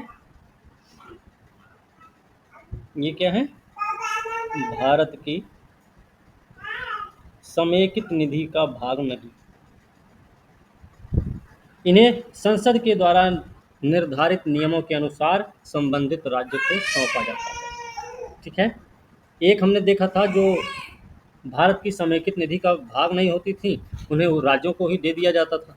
एक दूसरा भी हम देख रहे हैं कि ये भी भारत की समेकित निधि का भाग नहीं है, लेकिन राज्यों को जो दिया जाने वाला हिस्सा है वो संसद के द्वारा निर्धारित किया जाता है।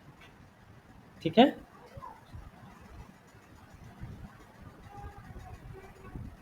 संसद द्वारा निर्धारित। आप समझे, एक चौथा है, चौथा सर प्रकार दूसरा पॉइंट में निर्धारण के बाद क्या लिखे हैं? है, दूसरा पॉइंट जो लिखे हैं ना उसमें नियमों का निर्धारण, उसके बाद क्या है? कहाँ लिखा है? संसद द्वारा, नियमों का निर्धारण संसद द्वारा। ठीक है, चौथा है संघ द्वारा उद्ग्रहित और संग्रहित तथा राज्य और केंद्र के बीच बंटने वाले कर, ये इसमें आता है इसका अनुच्छेद लिख लीजिएगा, अनुच्छेद है 270। ठीक है,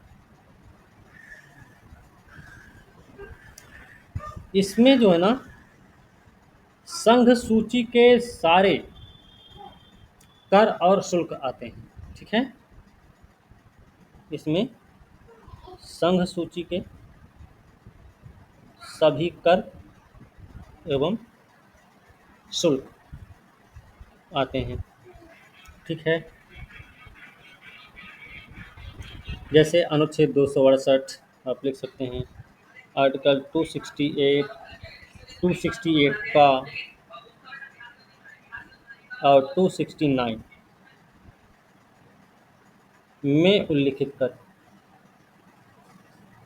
है ना। 268 का क्या है? 268 का है आपका सेवा कर। ठीक है, 268 क्या है? 268 आपका ये रहा केंद्र द्वारा। फिर 269 क्या है? तो 269 आप यहाँ पे देख रहे हैं। ठीक है, वस्तु क्रय विक्रय से संबंधित। ठीक है, ध्यान रहे।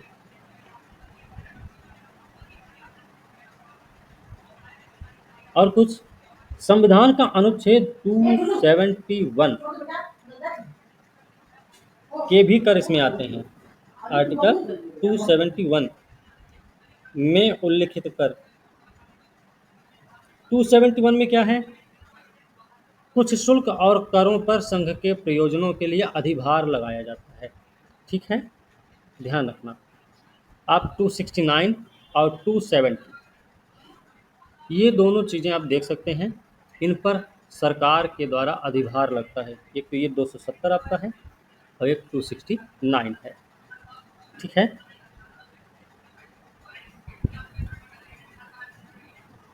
बात समझे। इसके अलावा को किसी विशिष्ट प्रयोजन के लिए लगाया गया कोई शेष, विशिष्ट प्रयोजन के लिए लगाया गया कोई शेष भी इसमें आता है। विशिष्ट प्रयोजन के लिए लगाया गया शेष। ठीक है, ये जो है ना चौथे नंबर वाला, इसके बारे में एक चीज़ याद रखना, ये इनकी प्राप्तियों के वितरण की जो प्रक्रिया है, इनके प्राप्तियों के वितरण की प्रक्रिया राष्ट्रपति द्वारा वित्त आयोग की सिफारिश पर अनुशंसित की जाती है।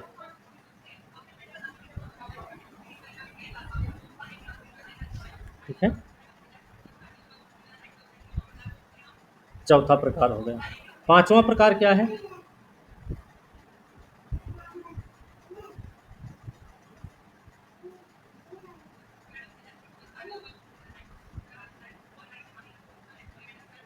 पांचवा प्रकार है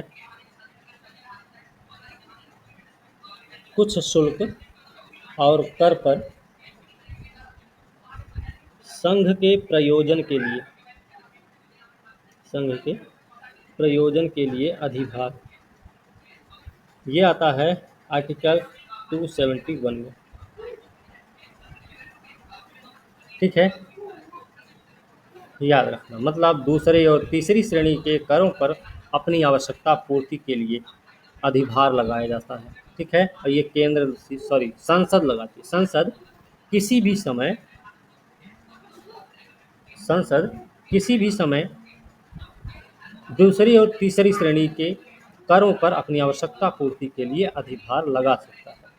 ठीक है, और ये जो टैक्स है ना, ये कहाँ जाते हैं? ये सीधे सीधे चले जाते हैं कहाँ पर? केंद्र सरकार के पास। ठीक है, सीधे केंद्र के पास। सर दूसरी और तीसरी के बाद क्या बोले? दूसरी तीसरी श्रेणी लिखना नहीं था। ठीक है, दूसरी तीसरी श्रेणी का मतलब है, देखो ये दूसरी श्रेणी,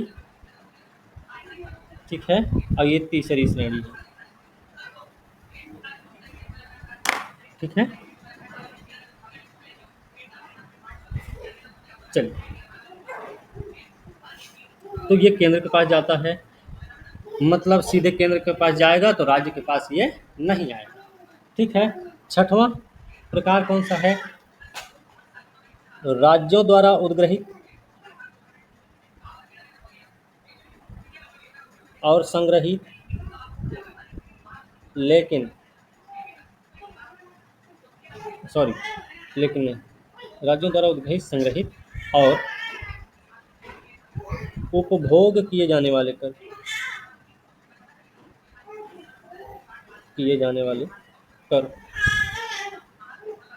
ठीक है, मतलब इसको राज्य लगाएंगे, राज्य वसूलेंगे, राज्य ही उसको खर्चा भी करेंगे। ठीक है, ये पूरी तरह राज्यों का कर होता है। राज्य सूची में लिखा गया है, इनकी संख्या 20 है। ठीक है, इनकी संख्या कितनी है?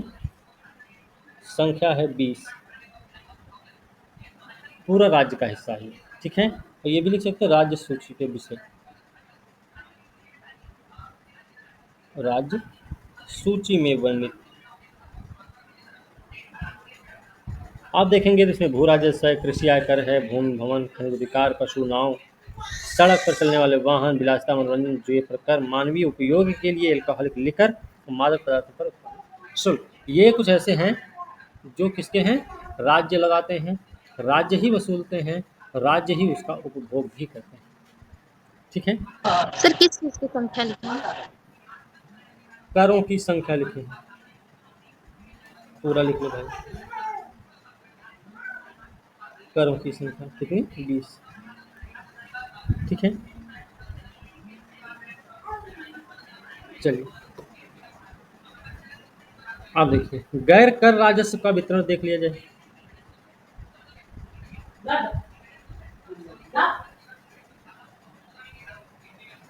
गैर कर राजस्व, इसमें अगर हम केंद्र की बात करेंगे तो केंद्र के कौन कौन से हैं? तो डाक और तार, डाक तार, रेलवे, बैंकिंग, प्रसारण, सिक्के व मुद्रा। ठीक है, केंद्रीय सार्वजनिक उपक्रम, पीएसयू उपक्रम। ठीक है, केंद्रीय सार्वजनिक उपक्रम, पीएसयू। ठीक है, और समयावधि समाप्त होने पर उगाही।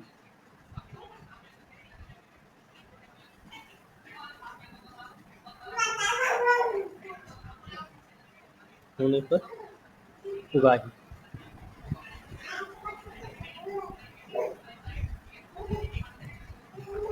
ये क्या है?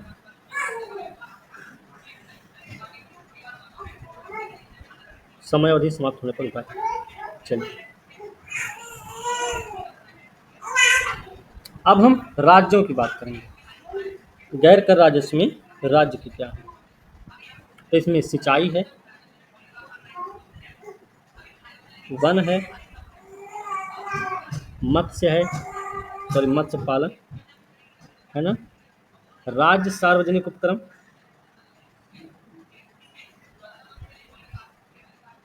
राज्य सार्वजनिक उपक्रम, और समय चूकने पर हुआ है, समय चूकने पर हुआ है। ठीक है, अच्छा, राज्यों को अनुदान भी दिए जाते हैं। राज्यों को जो सहायता के लिए अनुदान मिलते हैं वो भी कई प्रकार के होते हैं। उसमें आप विधिक अनुदान, विवेकाधीन अनुदान के बारे में सुनेंगे। जो विधिक अनुदान होता है, 275 संसद को इस बात का अधिकार देता है कि वो राज्यों को आवश्यकता पड़ने पर अनुदान उपलब्ध कराए।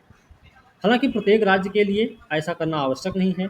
इसके अलावा अलग अलग राज्यों के लिए सहायता राशि भी अलग अलग निर्धारित की जा सकती है। मतलब सभी राज्यों के लिए एक ही जैसी राशि नहीं हो सकती है, अलग अलग राशि भी हो सकती है। ठीक है, और सभी राज्यों के लिए जरूरी भी नहीं है। बात समझे? और ये राशि जो होती है ना, हर साल हर साल भारत की संचित निधि पर भारित होता है। जो विधिक अनुदान है,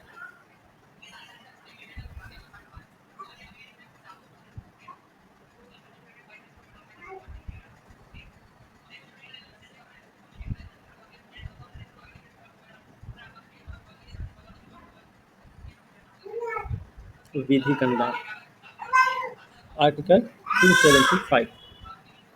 ठीक है।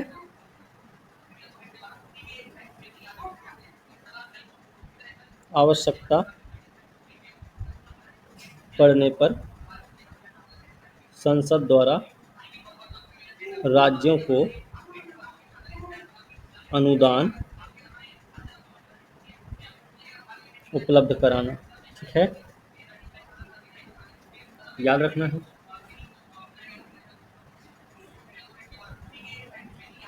प्रत्येक राज्य के लिए जरूरी नहीं है, जरूरी नहीं है। ठीक है, भिन्न राज्यों के लिए भिन्न अनुदान है ना। ठीक है, और क्या, ये भारत की संचित निधि पर भारित,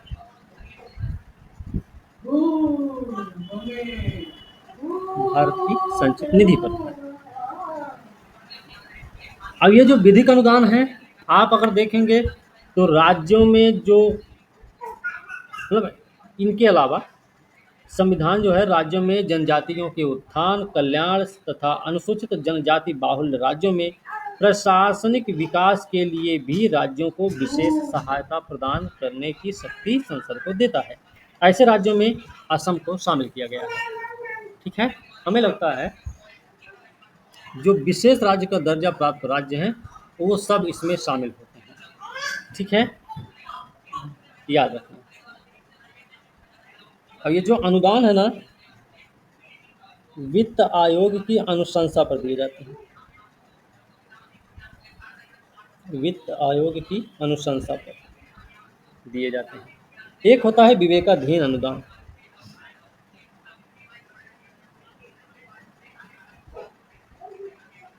विवेकाधीन अनुदान। ये कौन सा अनुच्छेद है, तो आर्टिकल है 282, आर्टिकल 282।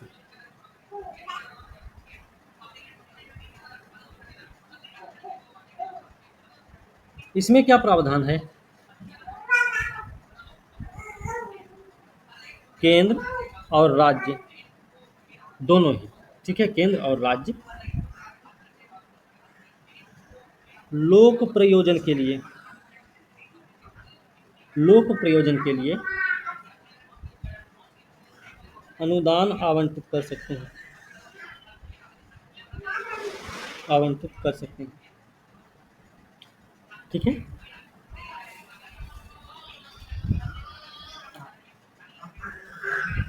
एक चीज और याद रखना चाहिए, इस विवेकाधीन अनुदान के लिए केंद्र बाध्य नहीं है,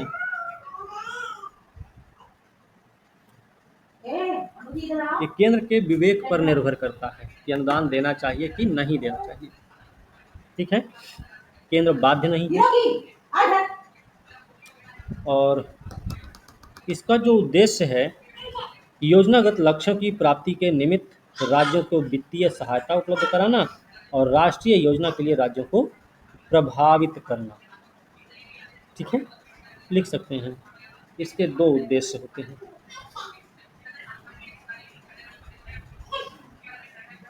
कौन कौन से,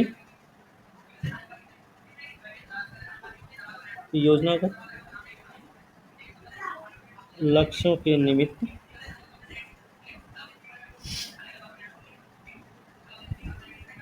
राज्यों की वित्तीय सहायता उपलब्ध कराना, राज्यों की नहीं, राज्यों को। ठीक है, एक तो ये उद्देश्य और दूसरा उद्देश्य है राष्ट्रीय योजना के लिए,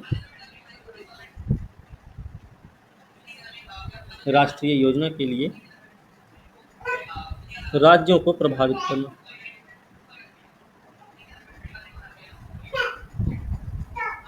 प्रभावित करना। ठीक है। सर योजनागत लक्ष्यों के उसके बाद क्या लिखे? निमित्त लिखे हैं। और ये जो हिस्सा है ना विवेकाधीन अनुदान, ये विधिक अनुदान की अपेक्षा ज़्यादा बड़ा हिस्सा होता है। ठीक है।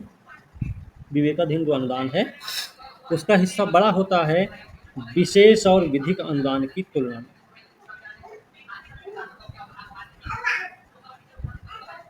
एक और है अन्य अनुदान।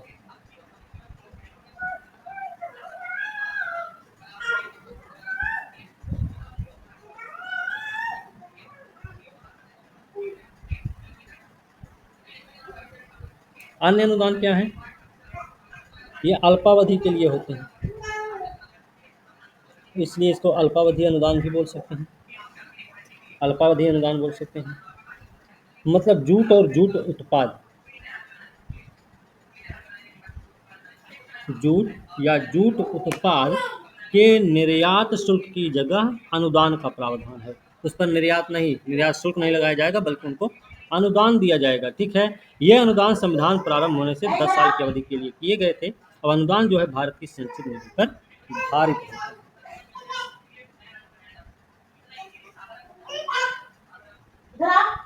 संचित निधि पर भारित। ठीक है।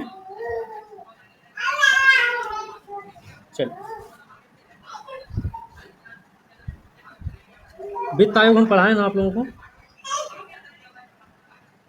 Yes sir. ठीक है।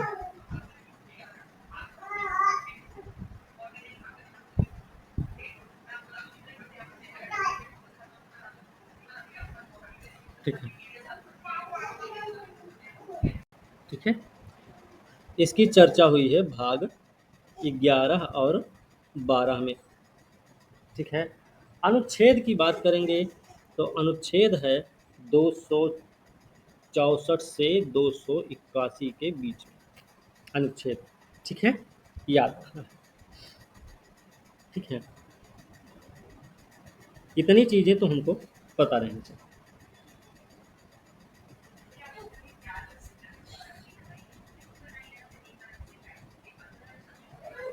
265 में क्या कहा गया है? अनुच्छेद 265 क्या कहता है? ये कहता है कि कोई भी कर विधि के प्राधिकार से ही आरोपित किया जा सकता है या संग्रहित किया जा सकता है, अन्यथा नहीं किया जा सकता। ठीक है, ध्यान रखना। क्या बोला हमने? 265 में बात की गई है कि कोई भी कर होगा उसे विधि के प्राधिकार से ही आरोपित किया जा सकता है, संग्रहित भी किया जा सकता है या नहीं किया जा सकता। मतलब बिना विधि के प्राधिकार के कोई भी कर ना तो लगाया जाएगा ना तो वसूला जाएगा। ठीक है, बस समझे, ध्यान रखना। इसमें 266 क्या है? 266 में क्या कहा गया है? अनुच्छेद है 266। क्या प्रावधान इसमें? भारत और संचित निधि और लोक लेखा का उल्लेख है। ठीक है, इसकी भारत की संचित निधि, संचित निधि और लोक लेखा का उल्लेख किया गया। 266 अनुच्छेद 267 क्लॉज 1 में क्या है? तो 267 क्लॉज 1 में देखेंगे, इसमें प्रावधान है संसद भारत की आकस्मिकता निधि की स्थापना कर सकेगी। स्थापना कर सकेगी। 267 क्लॉज 2 क्या है फिर? क्लॉज 2 क्या कहता है? इसमें बताया गया है कि राज्य विधानमंडल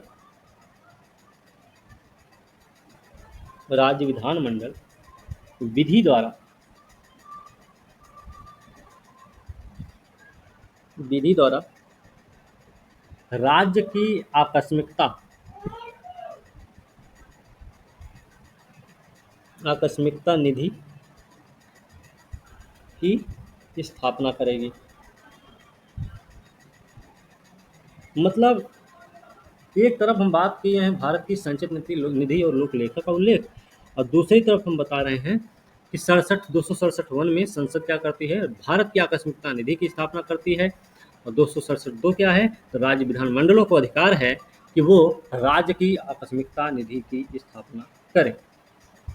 ठीक है, याद रहे।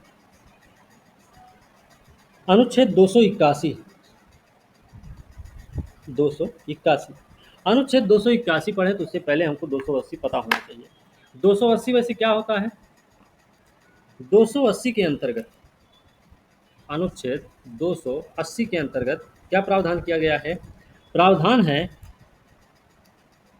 एक अर्ध न्यायिक संस्था, है ना, एक अर्ध न्यायिक संस्था के रूप में वित्त आयोग का गठन, है ना। वित्त आयोग क्या है? एक अर्ध न्यायिक निकाय है। बात समझे? अर्ध न्यायिक निकाय इसलिए बोलते हैं क्योंकि वित्त आयोग सिर्फ अपने परामर्श दे सकता है। ठीक है, बता सकता है कमी है, अच्छा है, बुरा है, जो भी हो, उसके पास दंड देने का अधिकार नहीं है। ठीक है, तो ये है अनुच्छेद 280 कि 280 अर्ध न्यायिक निकाय के रूप में वित्त आयोग की स्थापना करता है। इसका गठन हर 5 साल में राष्ट्रपति द्वारा किया जाता है और यह कुछ मामलों पर राष्ट्रपति को सिफारिश भी करता है। जो वित्त आयोग है 280 में। ठीक है, तो 281 क्या है? जब हम 281 की बात करेंगे तो 281 में कहा गया है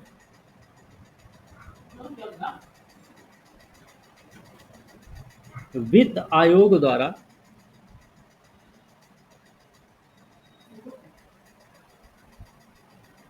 वित्त आयोग द्वारा की गई प्रत्येक सिफारिशों को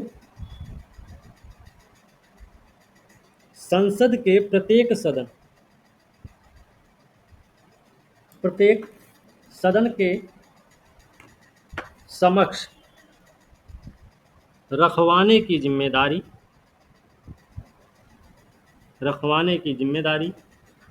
किसकी होगी भाई? राष्ट्रपति की होगी, है ना। हो गया, ध्यान रखें। अनुच्छेद 280, लगे हाथ वित्त आयोग के बारे में थोड़ा सा कुछ जान लो।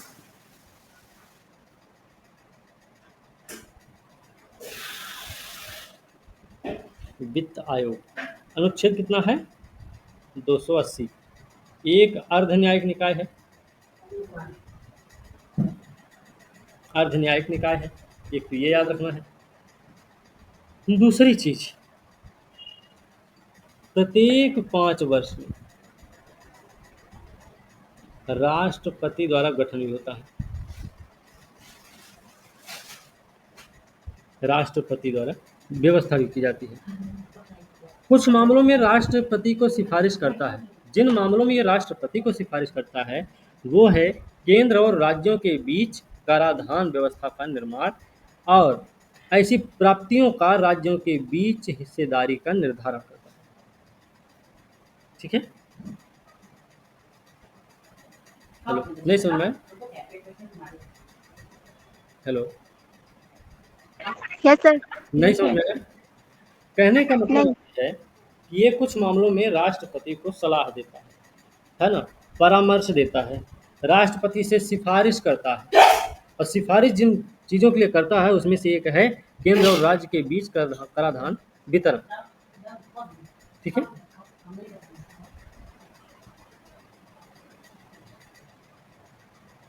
दूसरा क्या है? ऐसे सिद्धांत जिनके तहत राज्य केंद्र से अधिक अनुदान लेकर काम करता है। एक ये भी लिख लीजिए।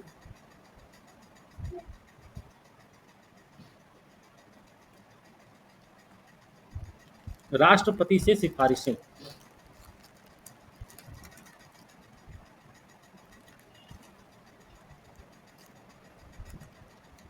केंद्र और राज्यों के बीच कराधान व्यवस्था का निर्धारण,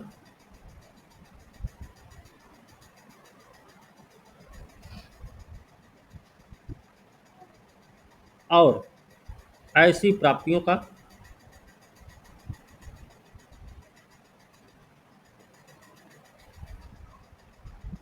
ऐसी प्राप्तियों का राज्यों के बीच हिस्सेदारी का वितरण।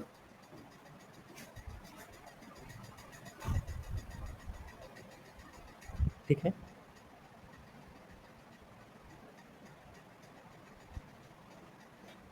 दूसरा क्या है? ऐसे सिद्धांत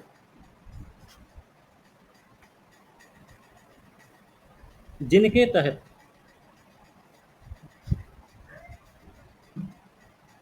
जिनके तहत राज्य राज्य केंद्र से आर्थिक अनुदान लेकर काम करता है।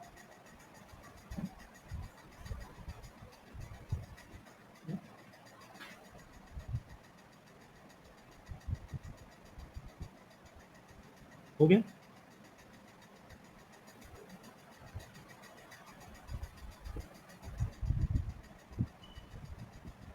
ब्रैकेट में लिख लेना भारत की संचित निधि से।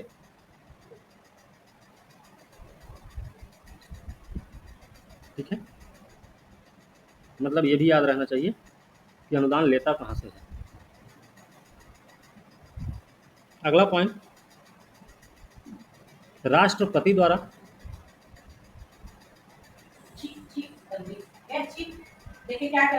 वित्तीय मामलों के संबंध में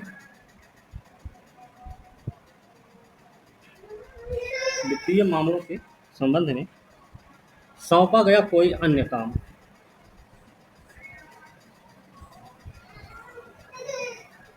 एक पॉइंट और लिख लीजिए, राज्य वित्त आयोग की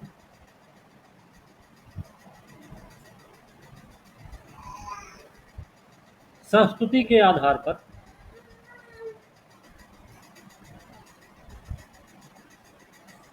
राज्य वित्त आयोग की संस्तुति के आधार पर राज्य पंचायतों और नगर पालिकाओं के स्रोतों की पूर्ति के लिए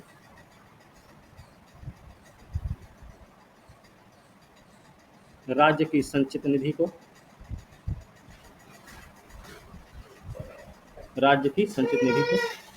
बढ़ाने के लिए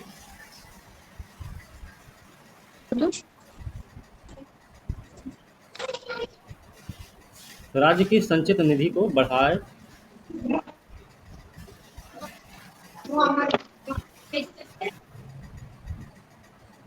बढ़ाने के लिए किए जाने वाले उपाय। निधि मतलब होता फंड।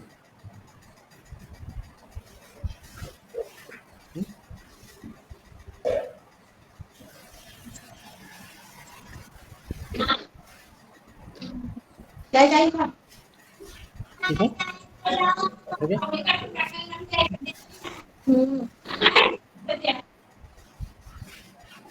चलिए, 1960 तक क्या प्रावधान था? कुछ राज्य हैं, राज्य में असम, बिहार, उड़ीसा, पश्चिम बंगाल, इनके लिए ना जूट उत्पाद के निर्यात शुल्क के एवज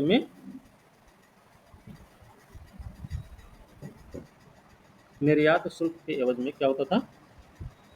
हर साल जो अनुदान दिए जाते थे ना, उनके संबंध में भी सरकार को सुझाव देते थे वित्त आयोग। ठीक है।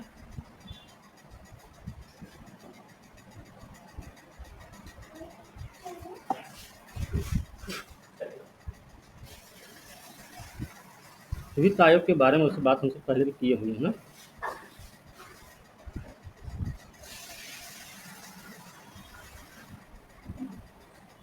चलिए,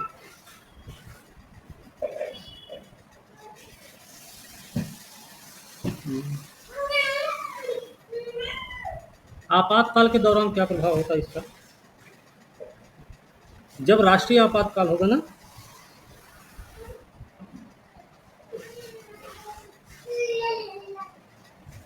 इसमें तो क्या होता है, जब राष्ट्रीय आपातकाल लागू होता है, मतलब 352, उस समय राष्ट्रपति केंद्र और राज्य के बीच संवैधानिक राजस्व वितरण को परिवर्तित कर देते हैं।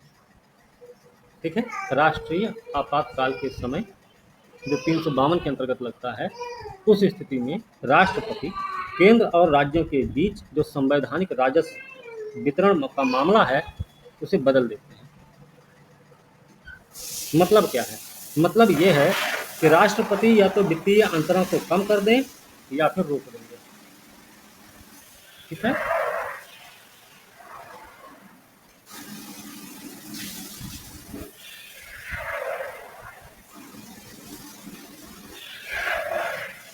परिवर्तित कर देते हैं।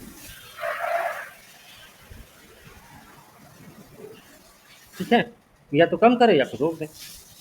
और ऐसा जो परिवर्तन होता है, जिस साल आपातकाल की घोषणा होती है, उस वित्तीय वर्ष की समाप्ति तक वो प्रभावी ही रहता है।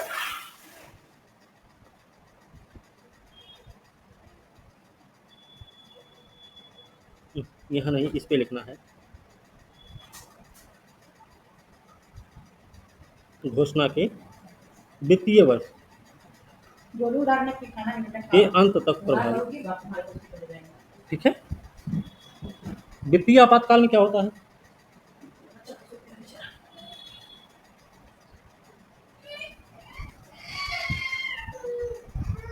वित्तीय आपातकाल लगता कब है? 360। ठीक है, जब ये लागू हो तब केंद्र राज्यों को निर्देश दे सकता है। कौन से निर्देश?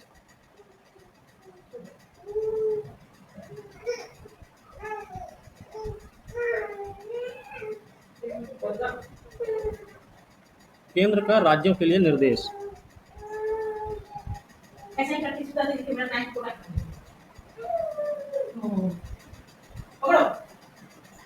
कौन से निर्देश हैं? ये लिख लीजिएगा, वित्तीय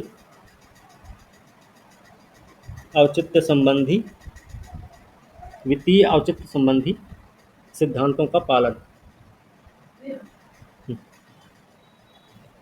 ठीक है,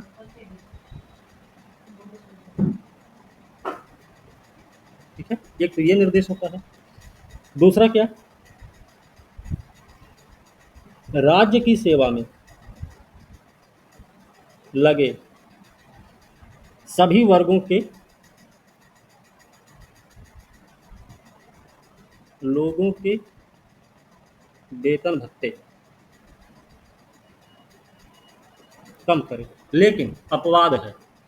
अपवाद क्या है? सॉरी, अपवाद नहीं बोलेंगे। जैसे एक अपवाद हो सकता है कि उच्च न्यायालय के न्यायाधीश, ठीक है, लेकिन इसमें याद रखना है कि उच्च न्यायालय के न्यायाधीशों को भी शामिल किया गया है। ठीक है, समझे? और क्या है? सभी धन विधेयकों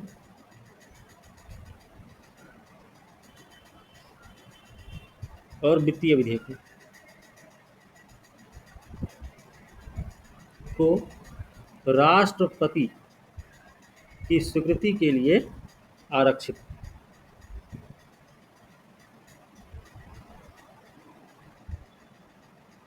ठीक है, याद रखना।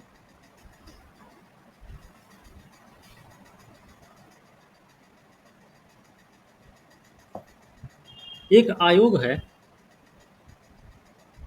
प्रशासनिक सुधार आयोग।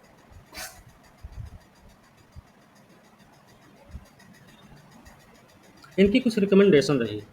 वैसे इसका गठन होता है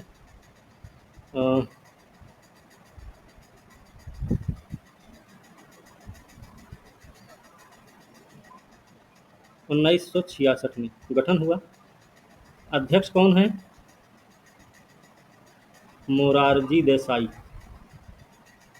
ठीक है। एक चीज और लिख लीजिएगा, अनुसरण किसने किया था प्रशासनिक सुधार आयोग? अनुसरण किए थे के हनुमंतैया। ठीक है। फिर अध्ययन के लिए एक और समिति का गठन हुआ, सर अध्यक्ष कौन है? मोरारजी देसाई।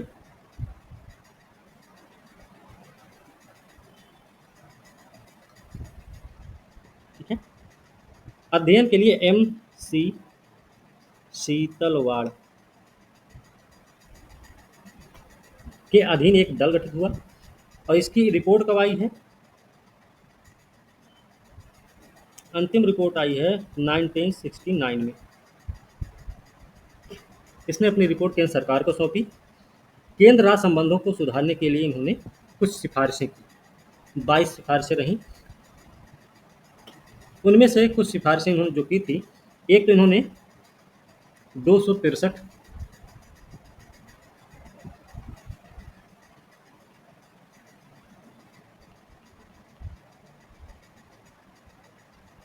ठीक है, 263 के तहत अंतर्राज्यीय परिषद का गठन करने की बात की इन्होंने।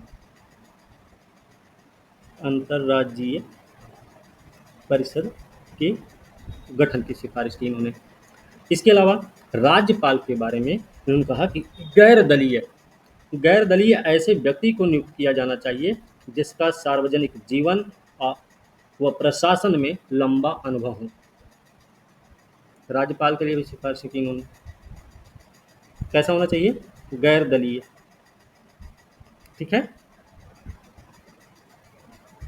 फिर राज्य के लिए इन्होंने बोला कि अत्यधिक शक्ति। ठीक है। फिर राज्य के लिए इन्होंने क्या बोला? ज्यादा वित्तीय संसाधन। ठीक है। क्यों ऐसा बोले? जिससे कि केंद्रों पर निर्भरता कम हो सके। ठीक है।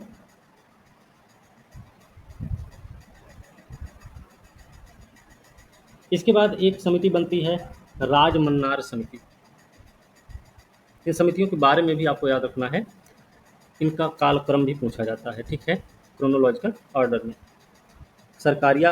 प्रशासनिक सुधार आयोग, फिर राजमन्नार समिति।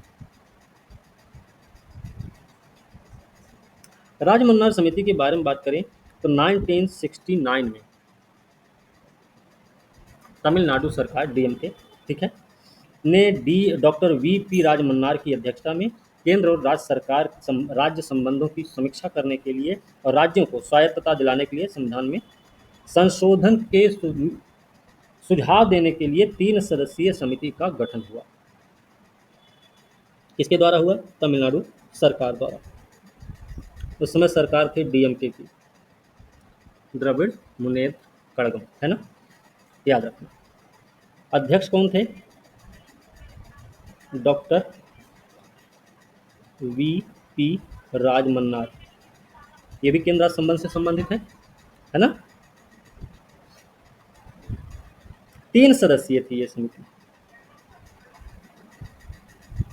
ध्यान रखें।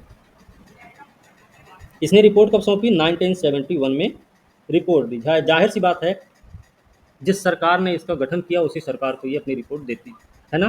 तो इसने किसको दी? इस समिति ने अपनी रिपोर्ट तमिलनाडु सरकार को सौंपी। ठीक है, बात समझ आई? और क्यों गठित हुई थी?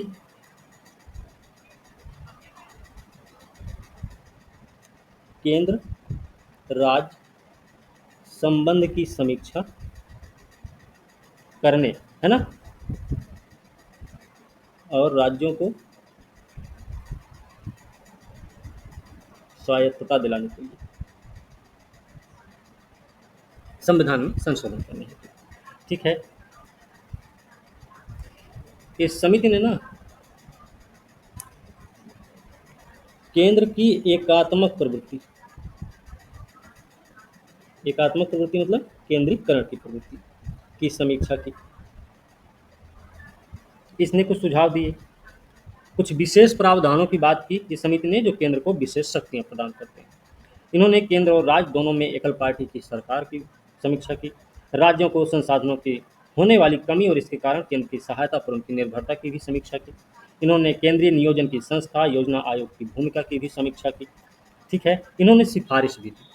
इनकी जो समीक्षा थी वो तो थी, इन्होंने जो सिफारिशें दी वो एक अंतर्राज्यीय परिषद के गठन की सिफारिश की, है ना। यहाँ पर ये वाली सिफारिश इन्होंने भी अंतर्राज्यीय परिषद के गठन की सिफारिश की। ठीक। दूसरा, योजना आयोग का स्थान एक संविधि निकाय द्वारा लिया जाए। वित्त आयोग को एक स्थायी निकाय बना दिया जाए। इन्होंने जो अलग से एक बात की थी सिफारिश में,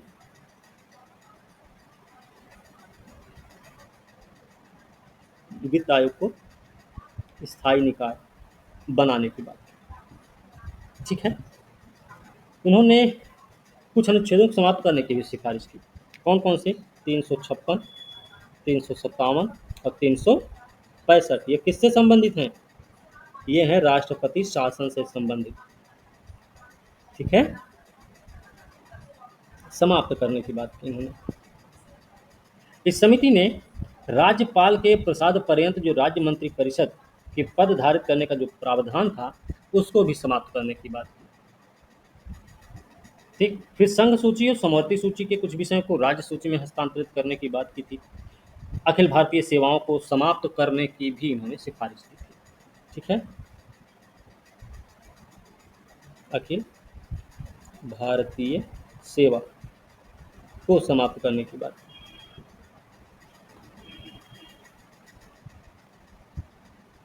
ठीक है, इनकी कुछ सिफारिशें रही।